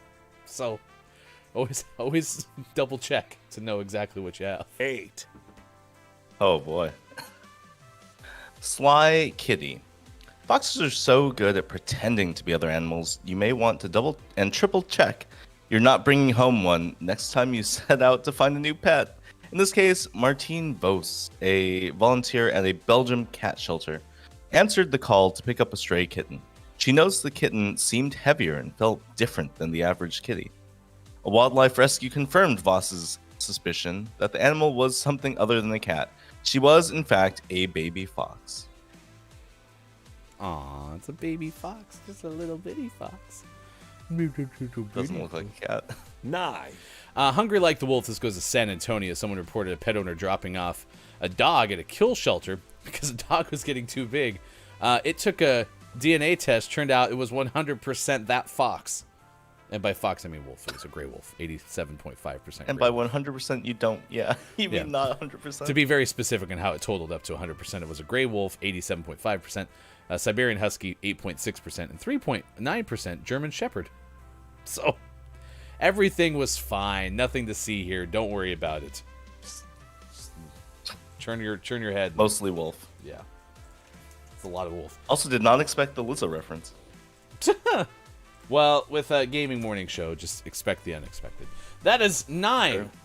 pets that people got because they wanted a family friend, but rather got a wild animal because it's obviously really hard to differentiate between a wild friggin' animal and a puppy dog. Apollo says it's not like the rat where they just hang out for the world to see. Oh, yeah, so Mike said you couldn't tell it had ghibli bits. We didn't even look because we told they were girls. No reason to look. And so we take them for their first shots at the vet, and we're like, yeah, we adopted 2 girl kittens, and we love them. They're very great. And the vet's like, it's like, see this? Lifts the tail. Right here. It's like, oh, okay. Now we know. Oh. Knowing's half the battle. It was interesting. Apollo says, because what monster takes their dog to a kill shelter because it gets too big? It didn't have to go to a kill shelter. That's probably true. You could have maybe found an alternative. Yeah, where they also would have found out it was a wolf. Well, let's check the DNA. Let's go to the board here and see what we find out. Good list, Maiko. I DNA check everything. Here's the reason. If you look at that second story in the filler section there, Chris, we have a story from Tom Gillespie of Sky News, and it reads, "Family's pet dog that killed ducks and chickens turns out to be a fox." Chris, that explains it. Give us the story. Maribel Soleto bought a new pup from a small shop in central Lima, Peru, believing it was a young dog. The animal, which they called Run Run, initially played happily with other pet dogs in the neighborhood. But as it grew up, signs emerged that something wasn't quite right. Run Run showed a real passion for chasing and killing ducks and chickens in a move that angered the local community. The pet turned out to be an Andean fox, which has thin legs, a bushy tail, a pointed head, and prominent ears. Run Run ran away from home, that's appropriately named, a few days ago, and ecological police and officials of the State National Forest and Wildlife Service are now looking for him to take him to a special center or zoo. We had thought he was a purebred puppy, said Miss Sotelo, who added that her teenage son bought the animal as a pet for the equivalent of $13 about 6 months ago. A lady told us that it had eaten 3 large guinea pigs. Miss Sotelo said, lamenting because she had to pay for the owners for the dead animals. Oh boy. No. It sounds like a movie plot. Like this dog, not this dog. This fox is now on the run. It's like The Fugitive. It's like, man, it just keeps eating all the chickens and ducks. Insatiable appetite this dog has. Wait a second. It's got pointy ears and a bushy tail. So that's what got me. The aforementioned dog that a friend of mine had that had to be at least 50% wolf, right? Like, it was very wolfish. When we had those 2 cats, we were living in a house, and that dog came to visit, and we accidentally opened the door to the backyard just enough where this dog that had been sitting at the sliding glass window on the other side were my cats, just like taunting this dog. Someone opened the door just too far that the dog squeezed through and chased the cats up the staircase. And luckily we had a staircase. Probably just bolted, right? Like, yes. Oh, boy. But luckily we had Balto, get it? Is it bolted? Luckily we had this staircase, or else one of these cats is absolutely dead. But my wife was sitting on the bottom of the stairs talking on the phone, and the cat did a Matrix-style crawl up the wall. Like, it turned the corner fast enough to have enough momentum to go around her head on the wall, and then here comes the dog around the corner. My wife said she got up, she goes, "No!" And that dog just stopped right away, which is a very good thing, or else we would have been cleaning up dead cat in our house. My goodness. Yeah, thank goodness. Wow. That was the same house where the door got left open also, and that's how the cat ate the lily and died. So we didn't just have very good luck with doors and trying to keep people out of places. Just don't bring the stuff into your house. That's my best advice after all of this. Yeah. Look, it's Maiko says the fox adjective. Yep. Pickle, that would have been a catastrophe. Yeah. What are we doing, chat? What are we doing? All right, sorry, it's a tier list tonight on GMS After Dark, Mike says, not a draft. So strawberry rhubarb is the best according to Pickle. And then KJ said cranberry pie is a favorite. Cranberry pie. I've never had a cranberry neither pie. have I. And then Low Last Checkpoint has had strawberry rhubarb both at Knott's and in Idaho. That makes sense. Yeah. It's pretty okay. So it's a tier list. So I would like to see apple pie make S tier. I mean, can anything beat a fresh, like, hot apple pie? That sounds like I'm advocating for the movie American Pie, but I'm not. Based on a real, true life story, Chris M. I'm eating an apple strudel not as we speak, but you know, I have one right here. It makes me think apple pie at Thanksgiving will be very good. Yesterday, I wanted to go to Costco to get muffins, and Costco's right off the road on my way to work. But I typically leave at a time where I either can't stop because I got to get up there at a specific time, or I'm coming home and it's too late. They're already closed because Costco closes at like 6 or 7 or something like that. Yeah, pretty early. And so I wanted to get muffins. Today, on my way up to work, I can stop. And so I think I'm going to get those apple streusel muffins. Well, no, so I got this latticed apple strudel. This is from Costco. Look at that. They're good. They're real good. Apollo's advocating for pumpkin pie, blueberry pie, and Boston cream pie. Blueberry pie. There's a lot of the pies of the cream variety that are fine. I just don't like Boston cream. I don't like Boston cream donuts. I don't like pies that are filled with Boston. It's not my. I don't like the flavor. I never got it. Yeah. So. It's so whatever. It's not exciting in any way. So whatever. It's got some chocolate. It's got some pudding. Like, okay. Maybe it's a Dunkin' coffee thing. Get your Dunkin' coffee. Mom, the Williamses let their dog out again, and it got into the kitchen, the chicken cage. Ah, hell, I'll get the mop and broom. Oh, no. Oh, my God. I mean, after a certain amount of time, you have to start to wonder, right? Yeah. Yeah, I hope it makes S tier as well, Pickle, but we'll see what happens tonight. It's Brendan_TTV and Austin Attack 12 for the great pie and cake debate of 2021. Also tune in GMS After Dark at 4:45 p.m. Pacific time for the debut of Mike's friend Kyle will be there.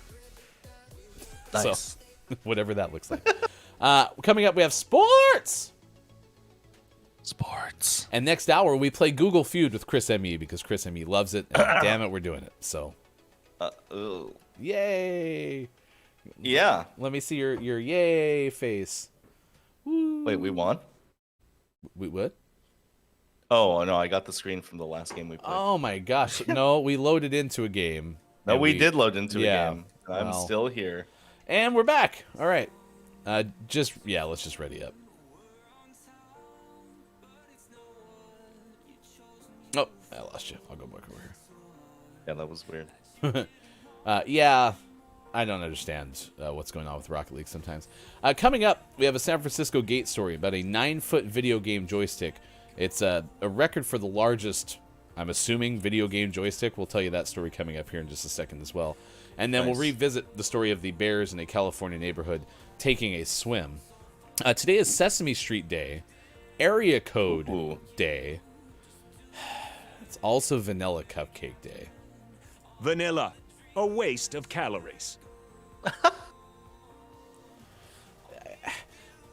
Help me out here. What about a nice? Oh no. You're sitting. I know you're not going to agree with me on this. You're sitting at a pastry place or some sort of dessertery, okay? Which I'm going to pretend is a real word. Dessertery, yeah. And you have the option of anything vanilla or any other flavor. Are you going to pick vanilla? No. Right? And that's my argument. Okay.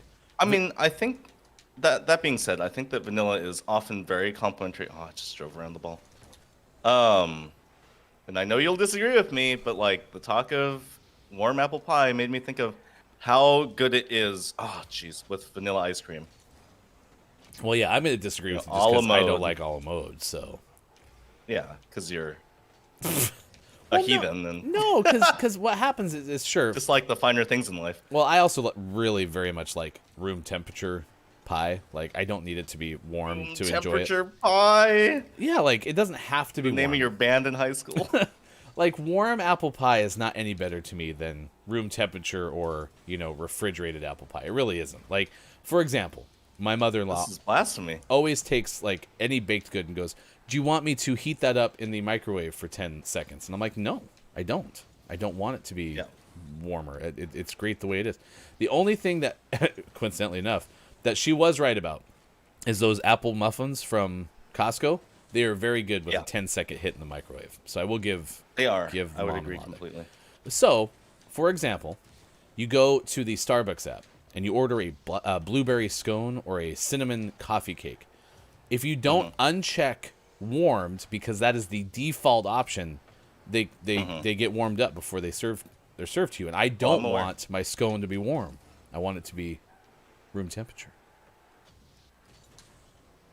Room temperature. Yep. What's wrong with room temperature pie? I feel like that really adequately describes you. Maybe it does.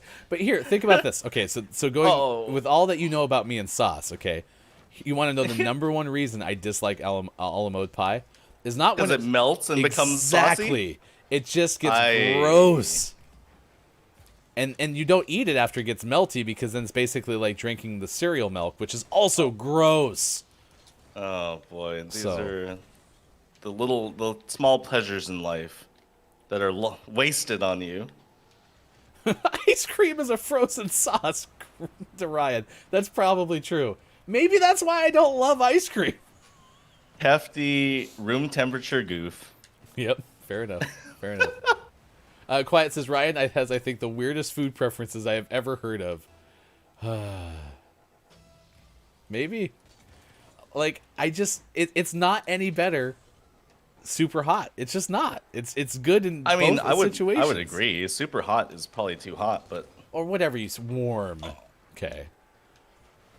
And especially those two things I referenced at Starbucks. Getting the scone warm is not any better than getting it room temperature. Called it, y'all. Brendan, you were spot on, for sure. You read me like a book.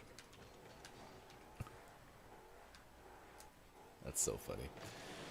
The hot takes that are dividing the community. It's not a hot take. It's a room temperature take. It's a room temperature take? I'm gross, says Sizz. What? Sizz? Wow. That hurts. That hurts real bad. Brendan that was says, a pretty spicy take right there. I still stand by Hefty. If you're looking for an opinion on flavor, I'm not your guy. That is absolutely true. I'm not trying to say that I have, like, great opinions on flavor. So, fair enough. Like, I just really like the base food item to be the star of the show. So. I mean, I don't disagree, but I do think that, like in this case, the warm apple pie, the vanilla ice cream, that they're complementary.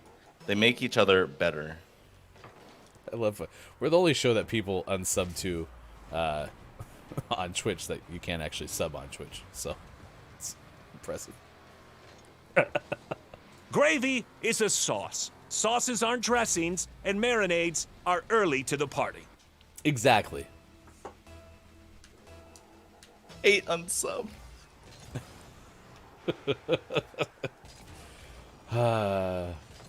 It will be a lot of fun when we all get together and we're out to eat. And can't eat together because...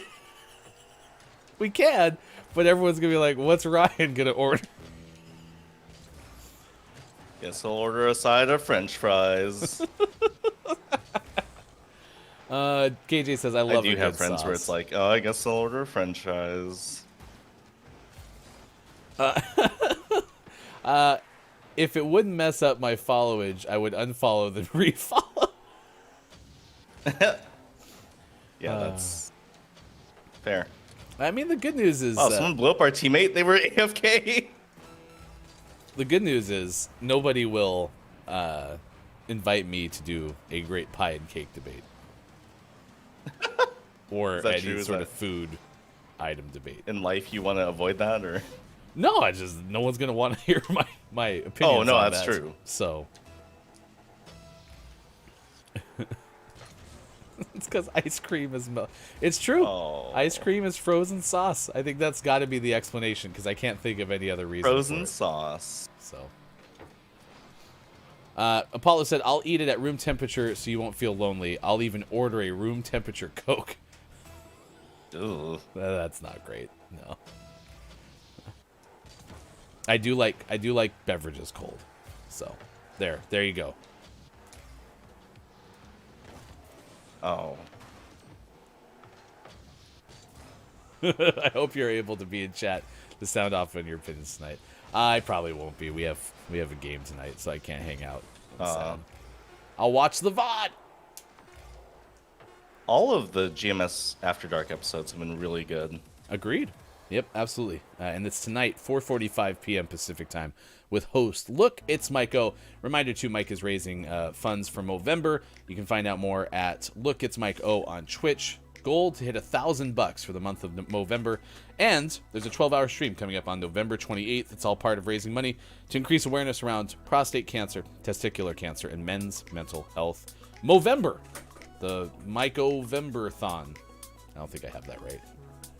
Close. You're almost there. Add that to the rundown. It's on the left. There. Mike, next time you're in there. 7:52 West Coast, 10:52 out on the East, 3:52 for those watching GMS in the afternoon. Doodaloo. Chris ME is guest hosting with us today. Please give Chris a follow at twitch.tv/ChrisME. Coming up this weekend, I believe Fall Guys, correct? No. This weekend, well, Saturday I'm going to be at Disneyland. Oh. So we're going to have some holiday Disney content. I'm going to be trying a bunch of foods. And then I actually think I'm going to split the stream and come back later with the Christmas parade and fireworks. Fun.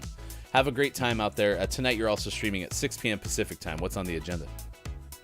Oh, I have a surprise for today, and it requires audience participation. Okay, so check it out tonight, 6 p.m. Pacific time at twitch.tv/ChrisME. Of course, follows Kate Zade's stream at 3 p.m. Pacific time. All right, let's take a look at sports. Sports. Did the Mets win? Like at golf or? Sure, whatever the Mets were playing yesterday, did they win? Probably not. Yeah, it was a travel day, so. Correct. Traveling to and from the golf course. A lot of traveling going on. Yeah. Let's see, Green Bay Packers quarterback Aaron Rodgers stands behind comments he made last week about why he didn't get vaccinated for COVID-19, but acknowledges misleading some people about his status before testing positive. Rodgers spoke Tuesday on the Pat McAfee show on YouTube and SiriusXM 4 days after discussing the same outlet for reasons for avoiding the vaccine. Last Tuesday, the NFL fined Packers $300,000 and issued $14,650 fines to Rodgers and wide receiver Alan Lazard for violations of the league and players union protocols. ESPN first reported the fines. Rodgers tested positive Wednesday, was unavailable to play in the Packers' 13-7 loss Sunday at the Kansas City Chiefs, and remains quarantined in his Green Bay home, according to the Associated Press. He was the pride of the Cal Bears. Now I'm ashamed to be associated with him at all. So disappointing. Probably going to be the Broncos quarterback next year. He's straight up lied. I mean, he could be. Well, listen, as the PR brain in me saw exactly what he was saying when I saw the clip in post, right? He was trying to mislead people, but that's a lie. So Yeah, no, it was a lie. So there you go. All right, what else is happening in sports? Any golf news? Oh, here, this is actually a good. This is not golf. This is NHL. So Carey Price is a longtime goaltender for the Montreal Canadiens. Earlier this year, he had decided not to play. Correct? I think I had that right. It's more complicated than decided not to play. Okay. He entered the leagues. Well, you may have the name at hand. I forget the name of the program. So I'm going to read this through because I thought he had already done this. So maybe I'm just misunderstanding what happened earlier. But it said Tuesday, Carey Price did.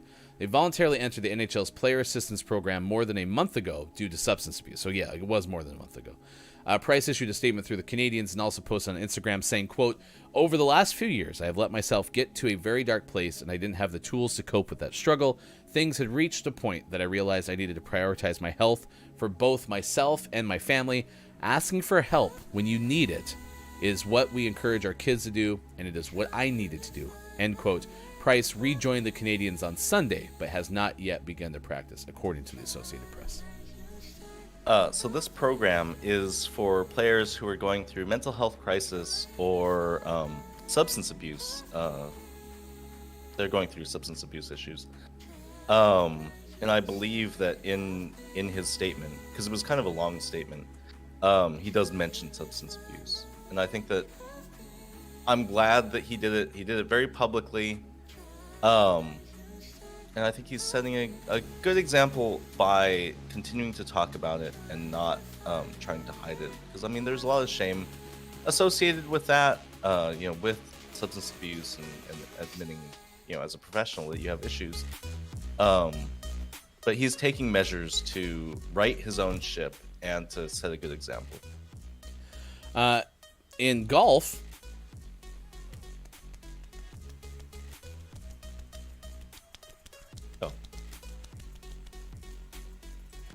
the European Tour is being rebranded as the DP World Tour starting next year. It marks the end of an era founded in the 1972 was when the European Tour was over. The DP World Tour. What does it stand for? DP World, a Dubai logistics company, has sponsored the season-ending event for the European Tour. I have no clue what DP World stands for. Do you? I mean, I could guess.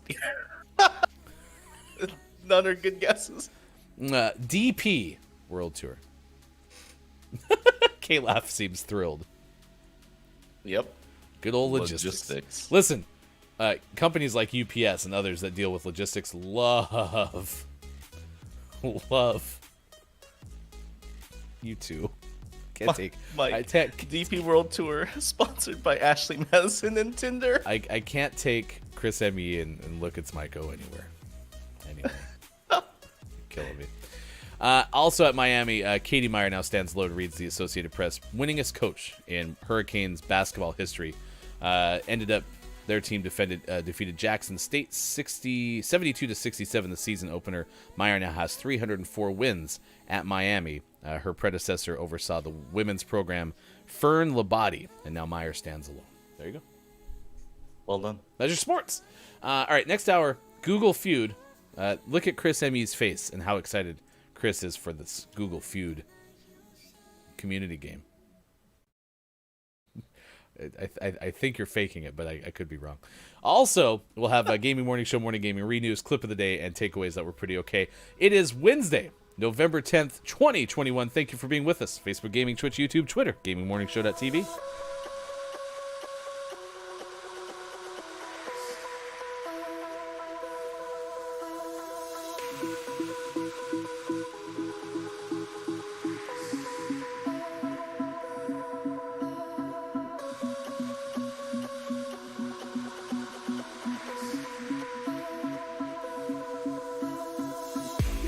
Música se adueña de mis sueños.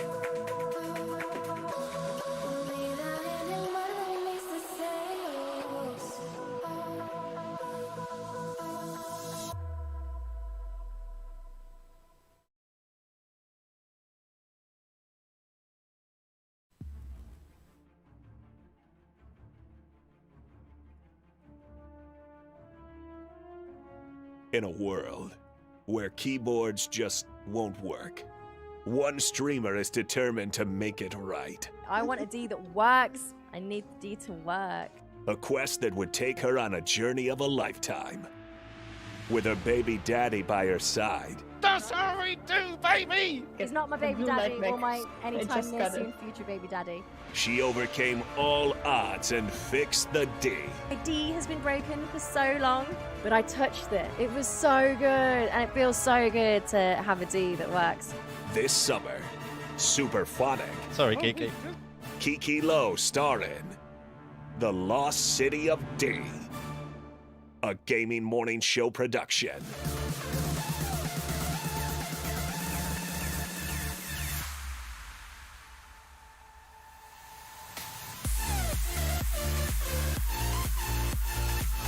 Trying to heist something from like a bank. That'd be a capo keeper. I was thinking like capers, like the little What if it was like a Briny little balls. briny ball? briny. Do you think anyone's ever planned to steal a bunch of capers and it was a caper? Ooh, yes, I like that.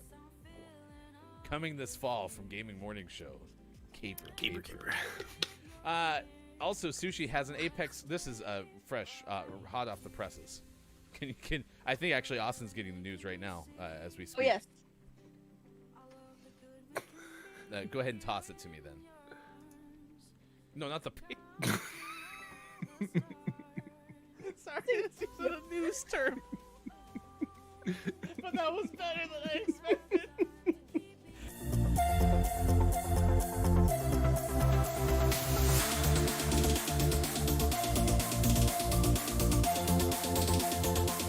Coming up on Gaming Morning Show, community games. Do not Google that. And GMS, Morning Gaming Renews. Get ready for your takeaways that were pretty okay. And the clip of the day. Join our Discord and become a Patreon. Go to gms.watch and click on where to find GMS. Time for hour number 3, right now. Morning, gamer. It's Wednesday, November 10th, 2021. Chris M. Yee on the left side of your screen. I am Hefty Goof. Thank you so much for being with us. Facebook Gaming, Twitch, YouTube, Twitter, and a Gaming Morning Show. .tv. Coming up, we play Google Feud, everyone's favorite community game. Yay! Woo! Google Feud time! So excited! Smiles, everybody! Yay! It's not that bad.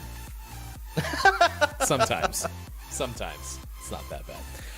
Also, we'll have community games, or not community games, but the morning gaming renews, the thing that we do at the end of the show. Anyway, let's get our manners going here. Welcome in, Final Hour crew. The Final Hour crew is with us, including the ambassador here in person.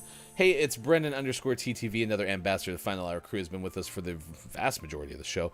Pickle Feats, a really good week for you, Pickle. Thank you for spending so much time with us.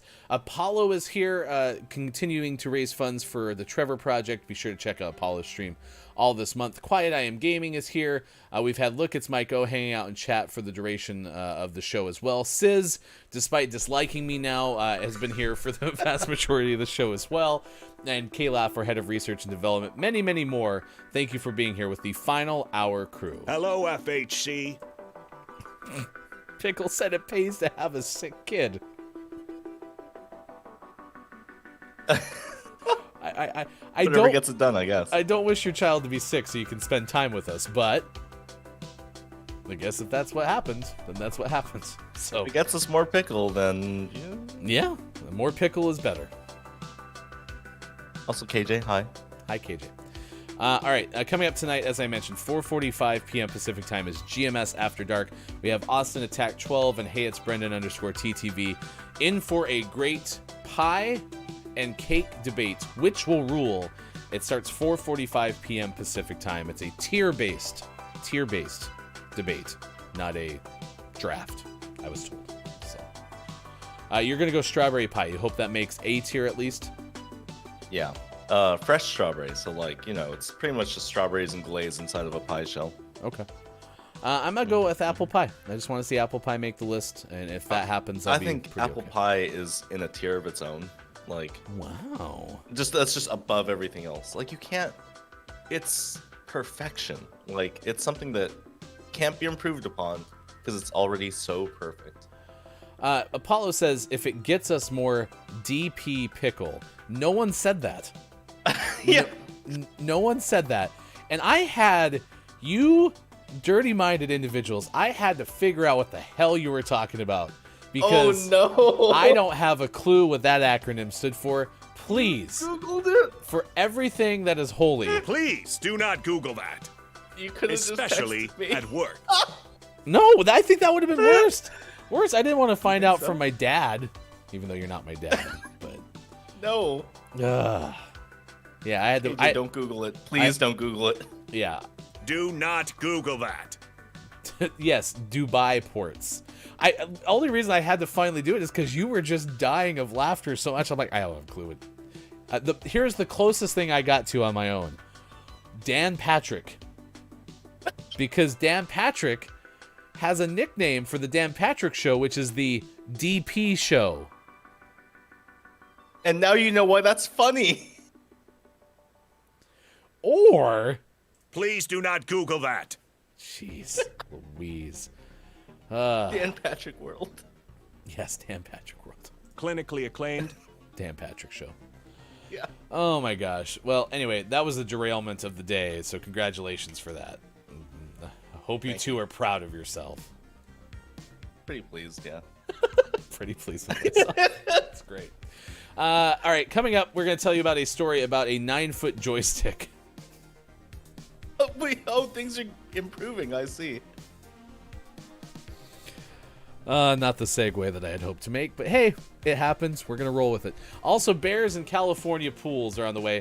I didn't finish the days of the day because it got mistracked on vanilla cupcakes, but it's Forget-Me-Not Day. Do you remember what a Forget-Me-Not looks like? No. Yeah, we forgot what a Forget-Me-Not looks like. International Accounting Day. Thank you to all the people keeping track of the money, I suppose. And World Science Day for Peace and Development, which means today K-Laugh's job title has temporarily been changed to Head of Peace and Development. Thank you, K-Laugh. I feel like it fits. K-Laugh's been trying to keep peace and development going ever since K-Laugh started advocating for Scrapple. Ah. Quiet, I am gaming. 9-foot joystick. Title of your sex tape. Killing me. Final hour crew is on fire today. I'm glad you grouped those two things thematically, though. Yes, it's completely Just like I do with too. the clinically acclaimed Clip ME show. Just the clips every other Saturday. Thematic, yeah, exactly. Thematic organization. There will not be a Clip ME show coming up on the 20th of November because that's the date of the Kiki Cup. So we'll have Kiki Cup pregame show coverage on Clip ME's normal home, Chris ME on Twitch. It should be a lot of fun. If you want to register, go to thekikicup.com. GMS is a proud sponsor yet again of Kiki Cup 4. Registrations are open. Oh. That's going to be an exciting day for me because I will do the Kiki Cup per normal with you. And then afterward, I'm going to meet Chrissy Icky for wine. So that's the same day. It's the same exact day, yeah. So we gotta make sure we get out on time, Kiki. Okay? Yeah, come on. Oh. Math Boy better be ready to go. Okay, we can't take forever. Oh, Math Boy. Ooh, I'm happy you brought up Thursday. Brendan said, this has real Thursday energy. Tomorrow is our Thursday show, which some, have nicknamed the Chaos Show. Okay? But tomorrow is very exciting because Austin Attack will be here because it's a day off from school. Wow. What is this Max doing? Wow, what the heck? So as long as Maiko's internet works, we'll have 4-wide GMS Puppet Pals Mad Libs Theater. Can the internet even handle that? Maybe that's why Mike's internet went out yesterday. It was like, listen, if you try to do this... too much. Yeah, we're saving this. So. Scott Chick, please don't tell me you Googled that. She was advocating for not Googling it earlier. Yeah, I was hoping it wasn't coming from a place where Scott Chick actually Googled it and then found out what's going on. So I don't think so. you too. KJ says someone's got to keep it spicy. Thursday, woot, Austin, absolutely. We also have GMS plays coming up soon. We're working on trying to finalize the next episode of Fudge Village, so hopefully we'll have that for you sooner than later as well.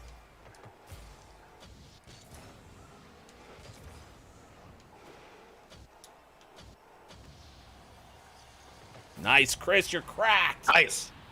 Yeah. Correct. Playing Rocket League just like we do on Austin's stream. Yesterday, Austin was streaming and couldn't figure out what to play, and so we were making some great suggestions. Of Rocket League? It was a lot of suggestions of Rocket League, yes. Austin's favorite game. Yeah, right. I think this is a direct Austin quote. I might be paraphrasing a touch, but it's Austin said often, I really dislike Craft the World and love Rocket League. I think is kind of the gist that I remember getting from Austin. I went too wide.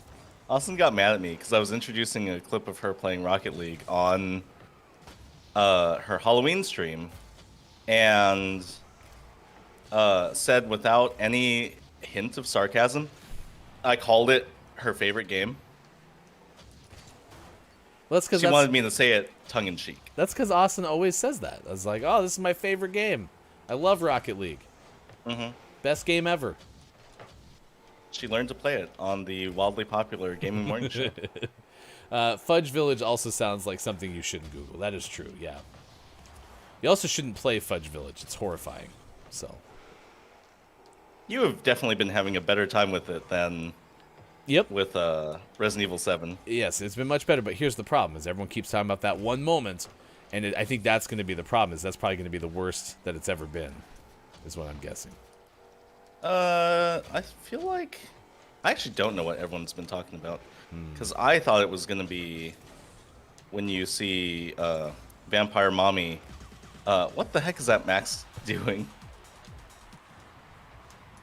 When Vampire Mommy becomes like the big dragon thing? Becomes a big monster, yeah. No, here's my only complaint with Capcom, or maybe specifically Resident Evil, is all of their big terrifying monsters look the exact same. It's like this big veiny... Like horrifying? No, it's like this big veiny blob of goo. Like, I don't know. Tell me more about veiny blobs of goo. When we fought Grandma at the end of Resident Evil 7, spoilers, I was like, oh, that was it? Spoiler tease! So, I don't know. Brendan says, I remember the journey Austin took this summer from being like, nope, never play this on my own, to now having a good time. I don't know if Austin's having a good time playing Rocket League. Is Austin having a good time playing Rocket League? She is having a time. Yes. And some of those times are around other good times, and therefore transitive properties. Yeah, by the sandwich rule. The sandwich rule.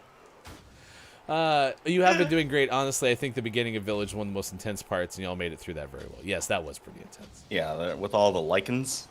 No, the very opening sequence where you're I like see. through in the house and right, she's cooking dinner. That was sad. Spoilers. Oh, Max. So. Spoiler tease! You know, A good time Socrates' sandwich. brother. Kind of a jerk. Rocket League in the middle. Speaking of DP World.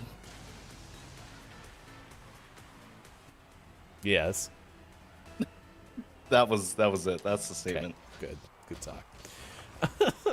Chris. I'm never gonna play Outlast. I couldn't finish watching Kiki play it. Did Kiki play Outlast? Wasn't or that... are we talking about Visage? Oh, it was that. So then it was Lucy the First. Lucy the First was playing Outlast, and I couldn't. Both of those streams, I had to just straight up lurk. So. Visage was pretty creepy. Yeah. Nope. I couldn't make it through. And to hear that Kiki, the first time that Kiki played a scary game, what was it, Phasmophobia, and had like physical shakes. Oh no, that was Five Nights at Freddy's. Oh yeah. The shakes. To hear that Kiki had that and then decided to still play a scary game, woof. Kiki's tougher than Well, I I'll mean, ever I be. think that's the scariest. Really? Yeah, that game. Oh boy, Friday Night at Freddy's. Five Nights at Freddy's. I like Friday Nights at Freddy's. I mean, does he have like a party or something?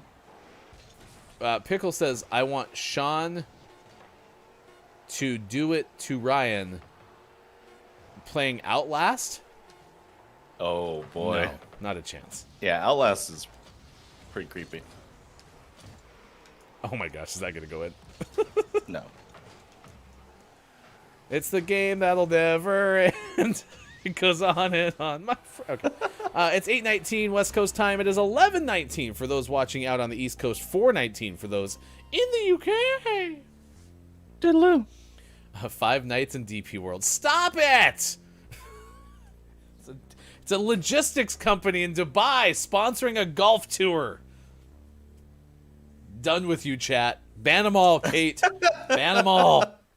Oh my gosh. Actually, don't, Kate. I know Kate will do that. Don't ban them all. Yeah. I'm just kidding. Notoriously very literal about bans. JK, lol. Y'all started it. Some of us started it. Their names rhyme with Look It's Maiko and Chris M.E., so. Oh Wait, my what gosh. rhymes with Chris M.E.? Your name. That is the name. It is the name. Chris, thank you so much for being here. Appreciate you hanging out with us and doing the guest hosting. Been a bit. pleasure. Let's talk about this 9-foot video game joystick. It's in San Francisco? No, it's from SF Gate, but it's not in San Francisco. What is happening with this story? It's titled Game On, and it has a record, apparently as the largest in history, maybe?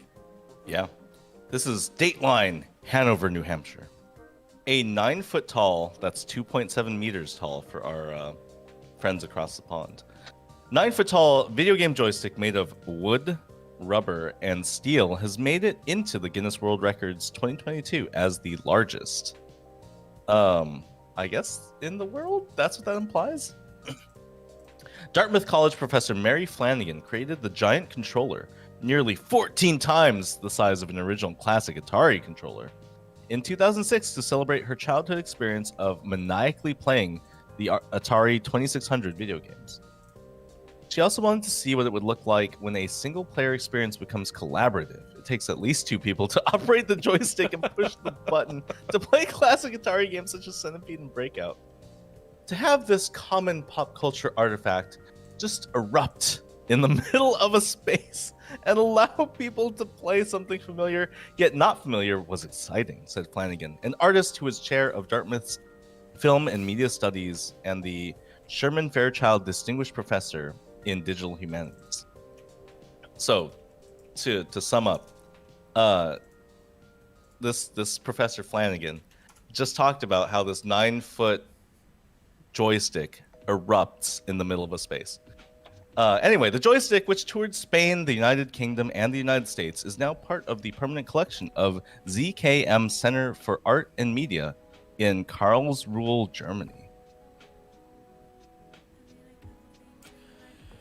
It's been a fun last show of Gaming Morning Show. Thank you so much. I'm retiring.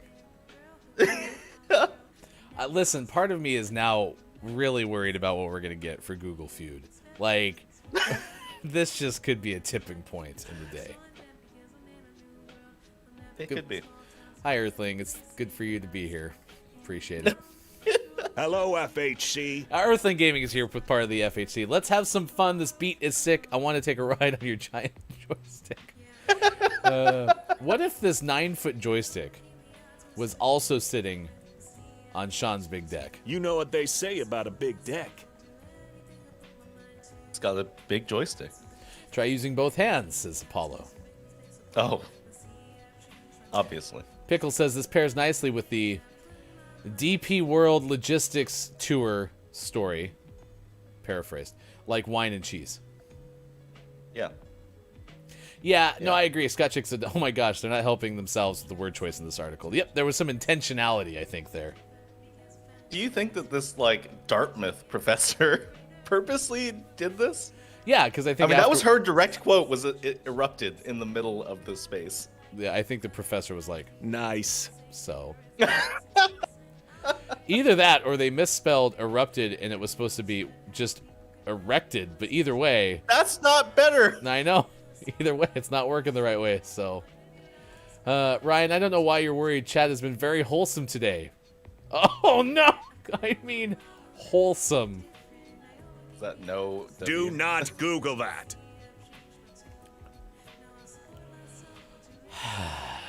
I don't even know if we can give out a Billy Thundergun award. Y'all have been on fire. Maybe just the whole chat gets it today. It's ridiculous. All right, let's play Google Feud. If you've never played before, this is Chris M.E.'s favorite game and purely requested only by Chris M.E. We have to try to guess what is the #1 autocomplete recommendation from Google to these searches. This one is how to get out of. How to get out of. So one of these things is the #1 returned answer when you are getting the autocomplete suggestions from Google. Is it bed in the morning, the friend zone, jail and Monopoly, a toxic relationship, or jury duty? Now, the order of operation goes Chris M.E., then you chat, then I will go.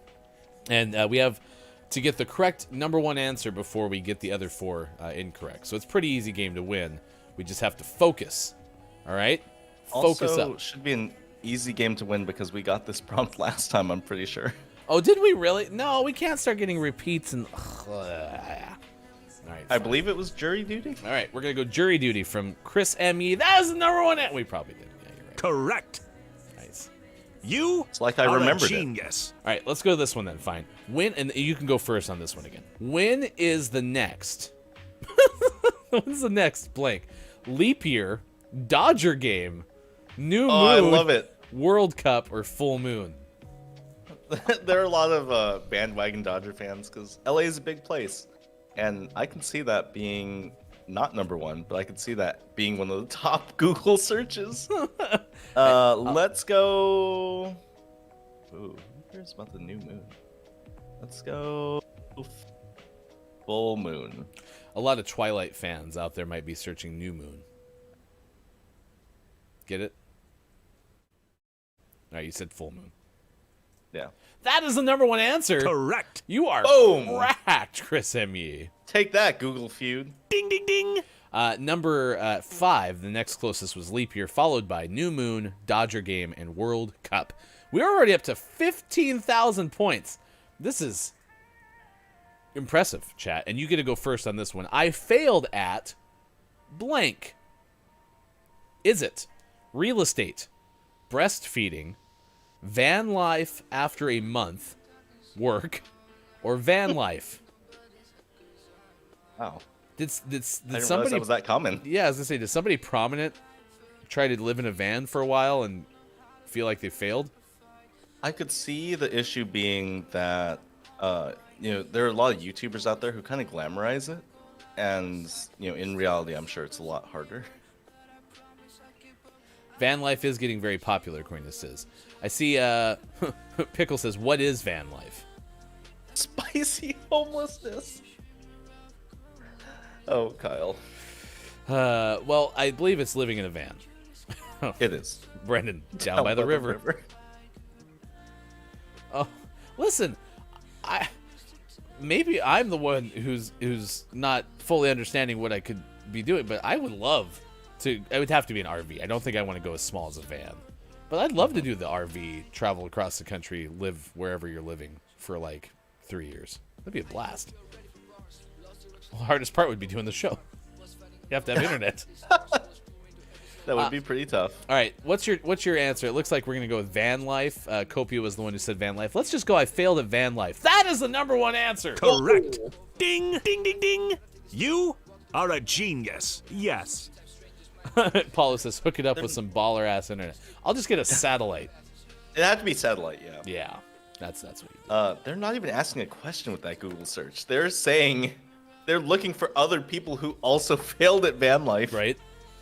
The next closest answer was van life after a month. Ooh. I mean, apparently van life must be tougher than we thought. So, there you go. Well, as they say. All right, I accidentally ate blank. Okay, this is our second to last one. I go first. I accidentally ate deli meat pregnant, raw chicken, mold, slimy lettuce, or undercooked pizza. Ugh. What's the Mold? Yeah. Well, I Also mean, slimy lettuce. But have you ever taken a bite of some sort of baked good and then you look at the rest of the baked good and you're like, oh, there I see some mold developing. yeah, I actually have. Yeah, so have I. And like there Thankfully, I never ate the moldy part. well, how do you know though? I'm talking about I've already taken a bite of it and then I see it. But you see it developing on a different part of it. Yeah, but you never know. But I would have seen it on the bite that I bit. You're a more observant eater than I am. It's like, ooh, baked good. But see, I don't like examine the whole like slice of bread or whatever, whole muffin. Just the bit I'm about to eat. And so once I get a little closer to the other bit, and it's like, oh, Hey, didn't see that little spot of green. I also I don't eat the slimiest of lettuce, but I will rinse off some lettuce that has some slime just not to waste it. So Yeah, that won't. That's not the same as like eating mold. It's just like the lettuce is getting old. all right, I'm gonna go first. I'm actually gonna go with the deli meat thing because when you're pregnant, apparently you're not supposed to eat deli meat, and so I'm guessing that this happens where somebody who's pregnant was either not informed of that and had already eaten it, or like, oh sure, I'll have this whatever you're serving. This is really tasty. What's in it? Oh, right. And it's not all deli meat. It's just cured meats, I think. Oh, is it? That I don't know. I just remember when my wife was pregnant that like deli meat was off limits. So anyway, that's what I'm gonna go Sliced turkey. You can eat sliced turkey when you're pregnant. I'm pretty sure. Ooh, so close, but in the end, incorrect. It's number 7. So number 7. I did not get it correct. You get to go next, Chris, and then we'll turn it over to chat. Let's go with raw chicken because I feel like when you are still learning to cook, getting temperatures and times right is probably the hardest thing, and so you can undercook your chicken pretty easy if it's like a bone-in, like a thick piece of chicken. I could see that happening quite a bit. It's number 4. Ooh, so Now close, who's the but problem? in the end, incorrect. PSA from Brendan: if you see mold on any part of bread, don't eat it. There's a lot of spores you can't see that have spread. Damn it, because I do that. Eating around it, not viable. Really? Oh no! I've probably consumed a lot of mold. Teflon chat. Oh. All right, it sounds like slimy lettuce is the consensus. We saw that well up at the top. Even Apollo's like 1,000% slimy lettuce. So we'll let Apollo pick. We'll go with the slimy lettuce. That is the number 10 answer. Nope.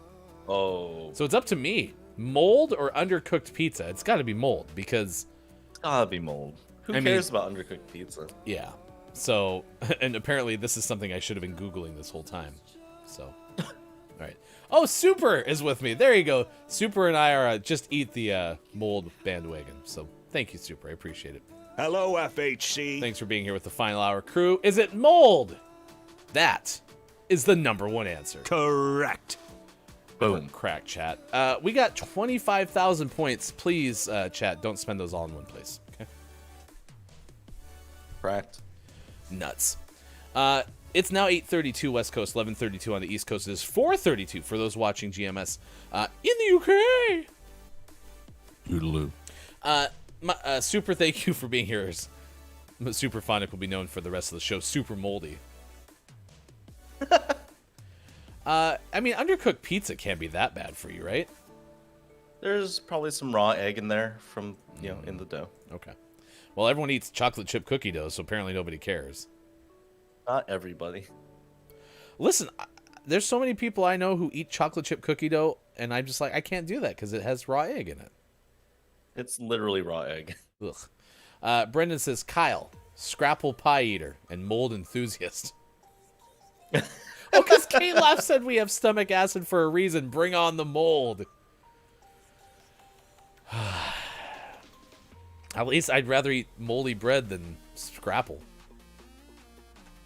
I'll eat anything after dinner and a movie, of course. Oh my gosh, Oh, Kyle.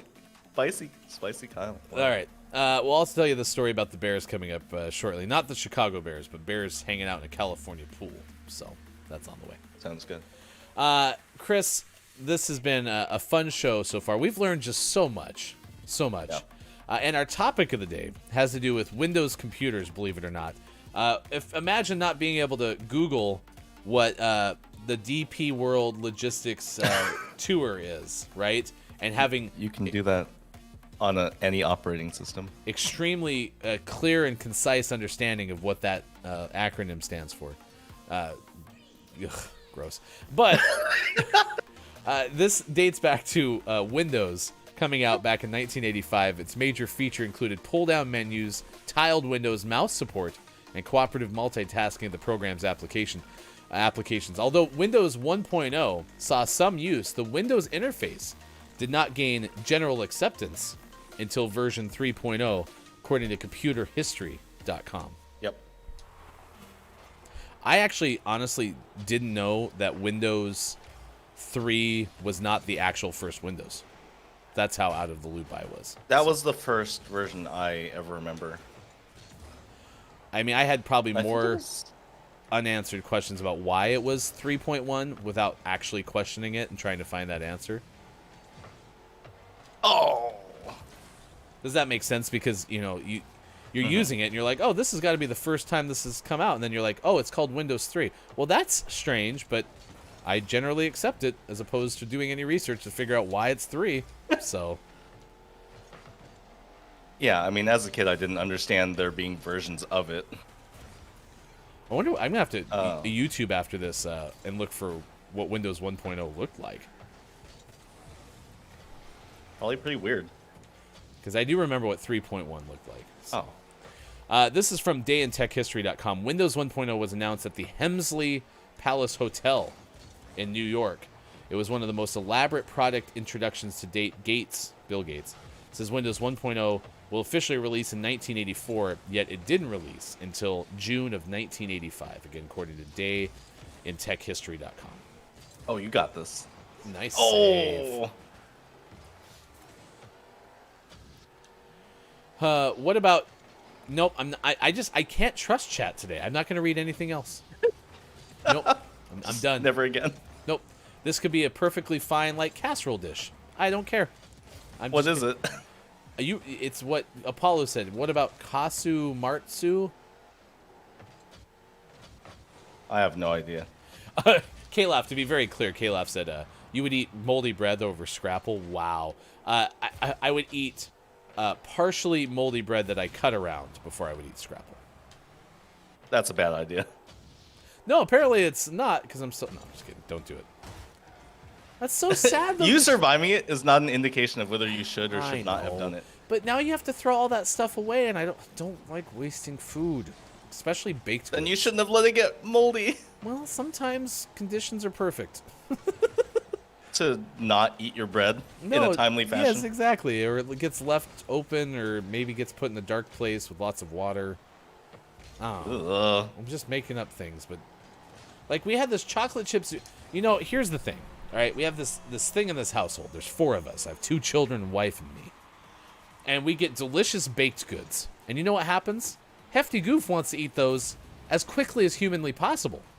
But then when I do that, I get criticized. Oh, from the everyone's other mad 3. at you. Yes, because you ate them too quickly, right?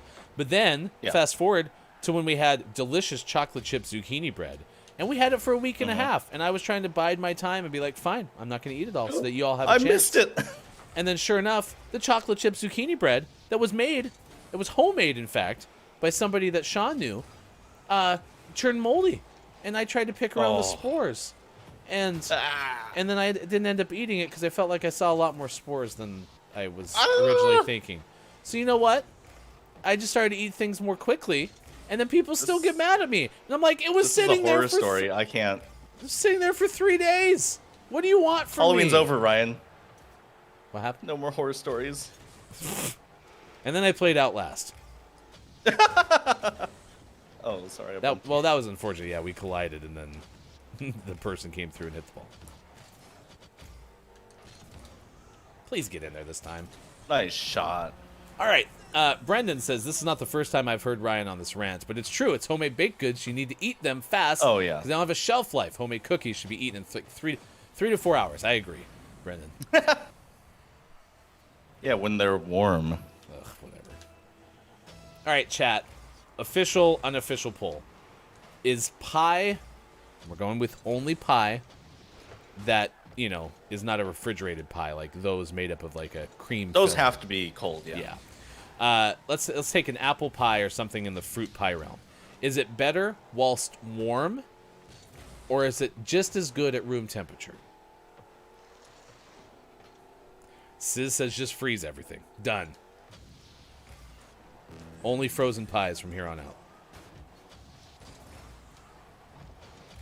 Oh.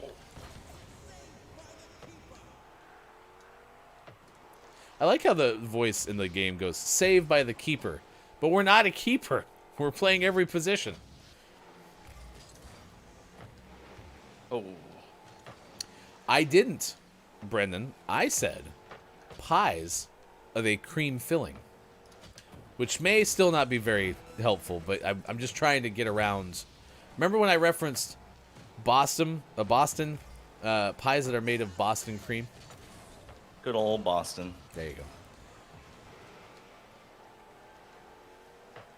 Apollo, that's an interesting thing. Room temperature pie, 100%, paired with a nice room temperature can of Coke.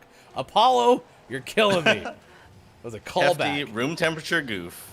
It's delicious, except for Coke. Coke is better than not at room temperature. Hey, look at that. We got a shutout, Chris. We got him. This is the song by Kathleen L. You are one of life's winners. It's called Nervous. It's an acoustic version, which you can find right now on Spotify.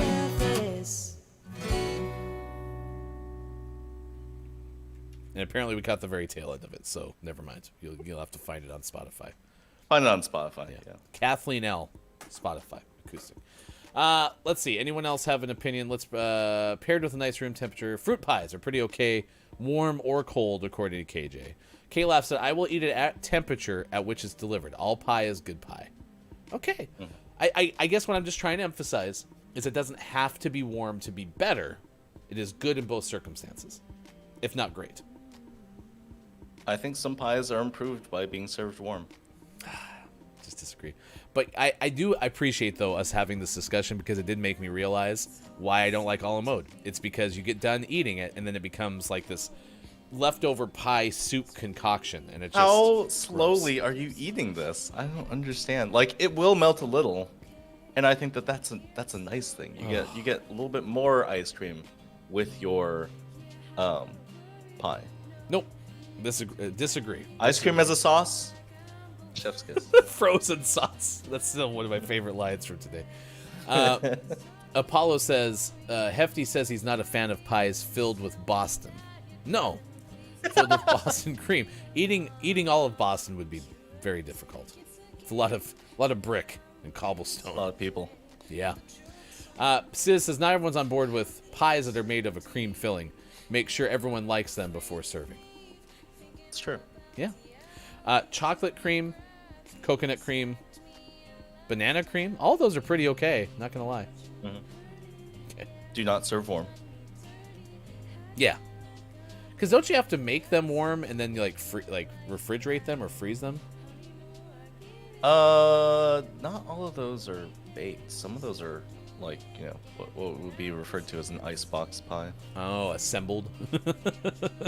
No, where it firms up like in the refrigerator. Yeah, I'm sorry, but it doesn't go through a baking process. Yeah, so you just basically assemble it all together. The crust gets baked. Yeah. Gotcha. Oh, and Downs is also letting us know that Kathleen L's Nervous is available on Amazon Music as well. Oh, nice work. Nice. Brendan, I'm so excited for y'all to have strong dessert opinions in chat tonight. So that's referring to GMS get hot. After Dark. Please join us 4:45 p.m. Pacific time. That is for GMS After Dark with Look, It's Mike O and the great cake and pie debate, which will rule with special guests. Hey, it's Brendan _TTV and Austin Attack 12. Looking forward to it. Please join us 4:45 p.m. Pacific time tonight. All right. Takes are going to be hot. Let's read through this bear story, and then we will play one more game of Rocket League, and then get you to our takeaways that were pretty okay, clip of the day, and the GMS morning gaming renews. There we go. Ben Hooper has this story, Chris. Oh, gotcha. So a bear took a stroll through a California neighborhood and paused for a dip in a resident's backyard pool. The Los Angeles County Sheriff's Department warned residents of a neighborhood in San Dimas to remain in their homes when a bear was spotted wandering through the area. The bear wandered through multiple backyards before taking a swim in a resident's pool. Quote, I see a bear jump into the pool and I told my buddy, hey, I gotta get off the phone. I gotta film this. Homeowner Christian Brown told KABC7. The next thing I know, the bear is just sitting on the steps taking a little bath. The bear eventually wandered out of the area. Authorities said the bear is believed to be familiar with the area and is likely the same animal previously spotted by locals. I mean, Mike had a good point, and this is what stood out to me with this story, is the whole line about the bear seemed to just kind of be familiar with the area, and, like, did the bear have a map of all the local pools and was like, this is the one that I will dive into today? Local area bear? It was not Bear, by the way. No. Bear is not a local area bear. Yeah, Bear lives in Sean's studio. Bearshire. Bearshire. I forgot that's how this whole thing started. Yeah. We got takeaways that were pretty okay coming up. If all of chat wins Billy Thundergun today, I'm putting that on my resume. 2-time Billy Thundergun winner, according to Hey, It's Brendan. I do know we have several multi-time Billy Thundergun winners. So that's true. I was gonna mention that San Dimas is not terribly far from me, but it's much closer to where Nate lives. That's Mad Artisan. Does Nate know Bill and Ted? Both, yeah. Good. I actually want to live in a universe where Ted ended up growing up to be John Wick. Oh. Or if nothing else, the cop that Keanu Reeves plays in Speed. Yeah, that's fair. Because at least I think those were Speed both LA stories. An LA movie, yeah. Yeah. John Wick is not. It's very East Coast, like New York, New Jersey. Could you imagine if Ted grew up to be pre-Neo from The Matrix and then the cop from Speed? Wait, both? Well, like, never becomes Neo. I But see. just ends up having that cubicle job and his programming and stuff, and it's like, you know what, I'm done with this, and then becomes a cop in LA. So he takes the other pill, and that's his life. That'd be great. Meets a random person offering drugs, takes the other pill, has to stop a bus from going below 55 miles per hour. Falls in love with an Arizona Wildcats alumnus. Be fun. Yeah, story. just lives his life. I think this is one thing that I do hope we get to talk about at some point. Maybe this is where I can get on an After Dark sometime. The Keanu verse. Well, is Speed the perfect movie? Oh, that's what you want to debate. Yeah, because I still believe Speed is the perfect movie. It's a buddy cop. Just ignore what happened there. It's a buddy cop movie. Okay. It's a love story. It's an action film. Okay. It's a commentary on mental stability, mental health. Mm-hmm. Yeah, it's got all elements that you want. Yeah. Classic film elements.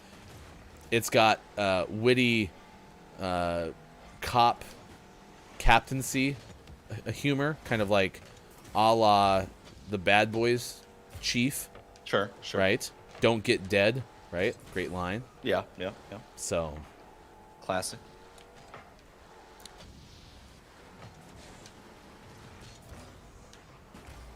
Why did he take the pill, asked Downs? Could he just remain pillless? That's what we're saying. Right? So these are how the Keanu-verse was shaped. But it is as good as Cruise Control. Cruise Control was an abomination. Wow, you have strong opinions about this. The only thing that was good about Speed 2 Cruise Control was William Dafoe did fine. I have no memory of Speed 2 Cruise Control. Listen, I was a pretty early adopter of Sandra Bullock, so It all started in the net, and then kind of went from there. The net's one of my favorite movies of all time. Oh wow. Yeah. Yeah.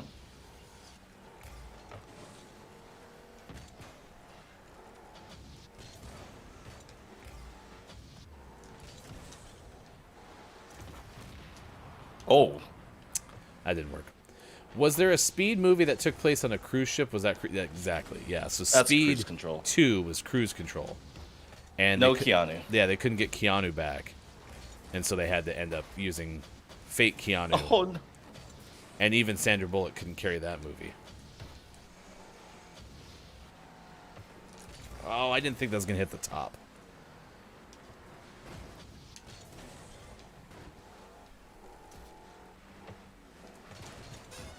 Nice. Pretty sure you've scored every goal in this game. Yep. I actually completely got turned around there. I had no clue that that was their goal. You mean our goal? Yeah, correct. I was not paying attention in the least. The first I'm sure one it looked pretty. The first, I was like, oh, I thought I scored that one. That one I didn't score. I'd like to point that out. Okay, you did not. Yeah. Yeah. But yeah, whoopsie.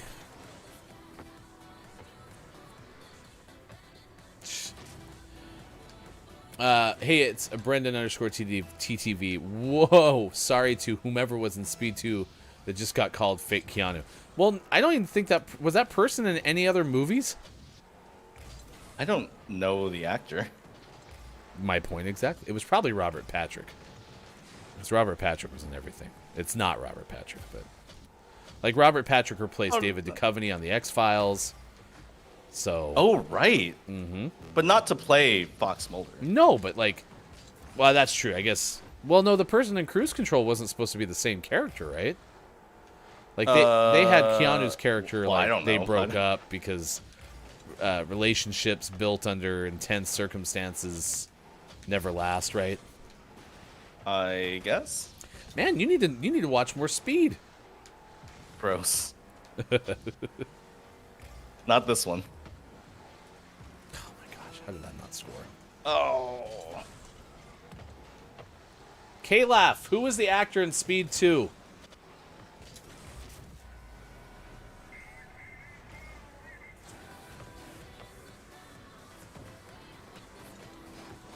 Man, this person's cracked. Jason Patrick. Jason Patrick. If this person's name is really Jason Patrick, and especially if they have any relation to Robert Patrick, I'm going to lose my brain. Is it really Jason Patrick? Oh, no K. Okay. Phew. Oh. Because Robert Patrick, in fact, is that going to go in? Oh my gosh. Break up Orange Team and Hefty Goof.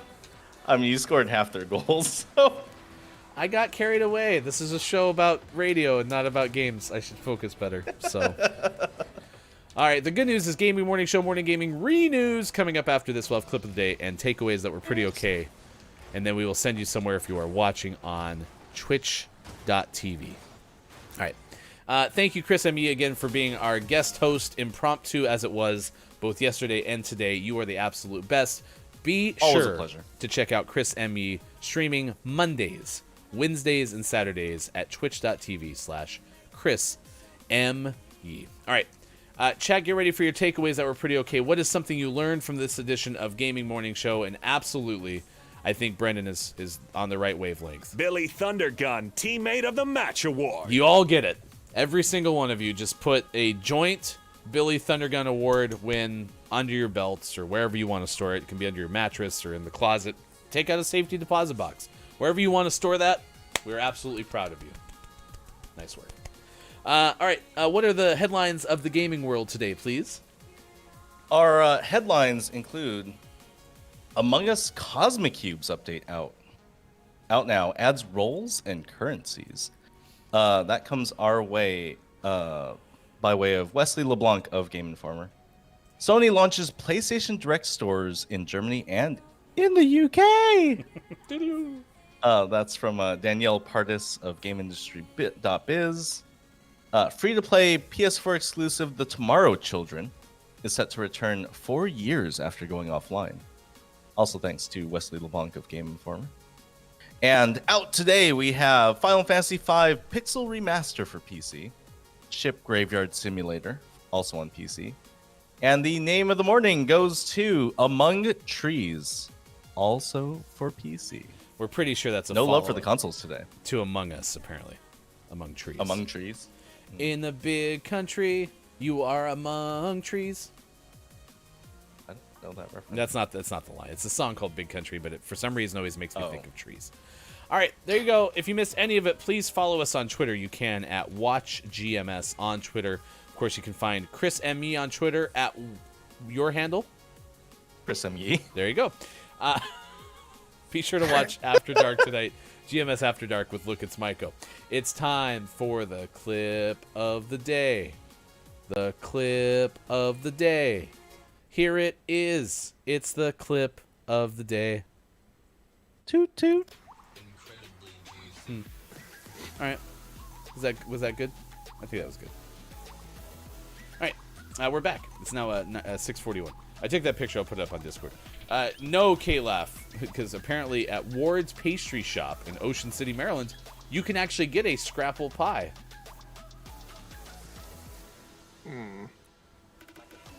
Who's up for But some? if I'm gonna eat Scrapple, because I'm willing to eat anything once in my life, I don't want it to be a pie. It has to be like traditional Scrapple. I don't believe in trying anything once, but if I had to, it'd be like a scramble. I'd have eggs, potatoes, and a scrapple scramble. Scramble. I believe in making my food as hard to say as possible. All right, there you go. Clip of the day. I'm going to enjoy myself a nice little scrapple scramble. Eggs and such. It'll be delicious. You should try it sometime, chat. You don't have to Or try scrapple. not. Yeah. Sounds gross. K-Laugh. Cowards! Scared of scrapple. Cowards, the lot of ya. You almost sounded like a pirate there, K-Laugh. Hey, do any of you know a pirate's favorite letter? Huh? Huh? Huh? Huh? Is it R? You'd think it was R, but their first love is the sea. Chris M. Yee, what is your takeaway that was pretty okay? What is something you learned from today's show? My takeaway is that the people, the good viewers of GMS or listeners, whatever you're doing, care a lot about golf and the former European Cup, It's now renamed. which is now known, the DP World Tour. Sure. Do not Google that. Hey, it's You Brennan. can Google DP World Tour, and it's probably all right. Just don't, please. My takeaway is that no matter what else you do on Twitch while live, never say DP unless you want chat and conniptions for the rest of the stream. Chat, I used to be so innocent before I started doing the show. Started doing this. Now this is where we are. Apollo said, I don't get to catch GMS often. Of course, the one time I do, it's filled with a bunch of hornballs. Thank you, Apollo, for being It's not here. the one time. Good luck with the rest of your Trevor Project fundraiser as well. Sis is suggesting a Scrapple eating contest tomorrow, to which Chris already said, okay, you first, Sis. Pickle Feets, my takeaway is that Ryan won't eat warm apple pie with ice cream. Yeah. Oh, Apollo, this whole time I thought we were saying Scrabble. Scrapple. Scrapple.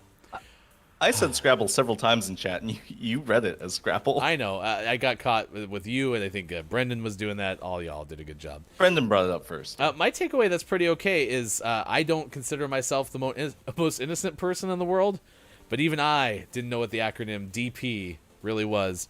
If you ever want to know, just watch the Dan Patrick Show on Peacock, because that is the DP show. You've The ruined more me. you know. Ruined me, chat. DP World Tour brings up golf. Well, good, Downs. Good that it does. All right, please say good morning from GMS to our good friend Kajito, who is streaming right now. If you're watching on Twitch, We will be back tomorrow, and allegedly, 4 wide. Austin, Mike, Sean, and Hefty. If that's the case, our first 4 wide GMS Puppet Pals Mad Libs Theater for a very long time. It's been a lot of fun. Chris, thank you for being Looking here. forward to it. For Chris Thanks for and having me, me. all the rest of us, I am Hefty Goof. Thanks for being here on Facebook Gaming, Twitch, YouTube, Twitter, and at GamingMorningShow.tv. Have a great Wednesday.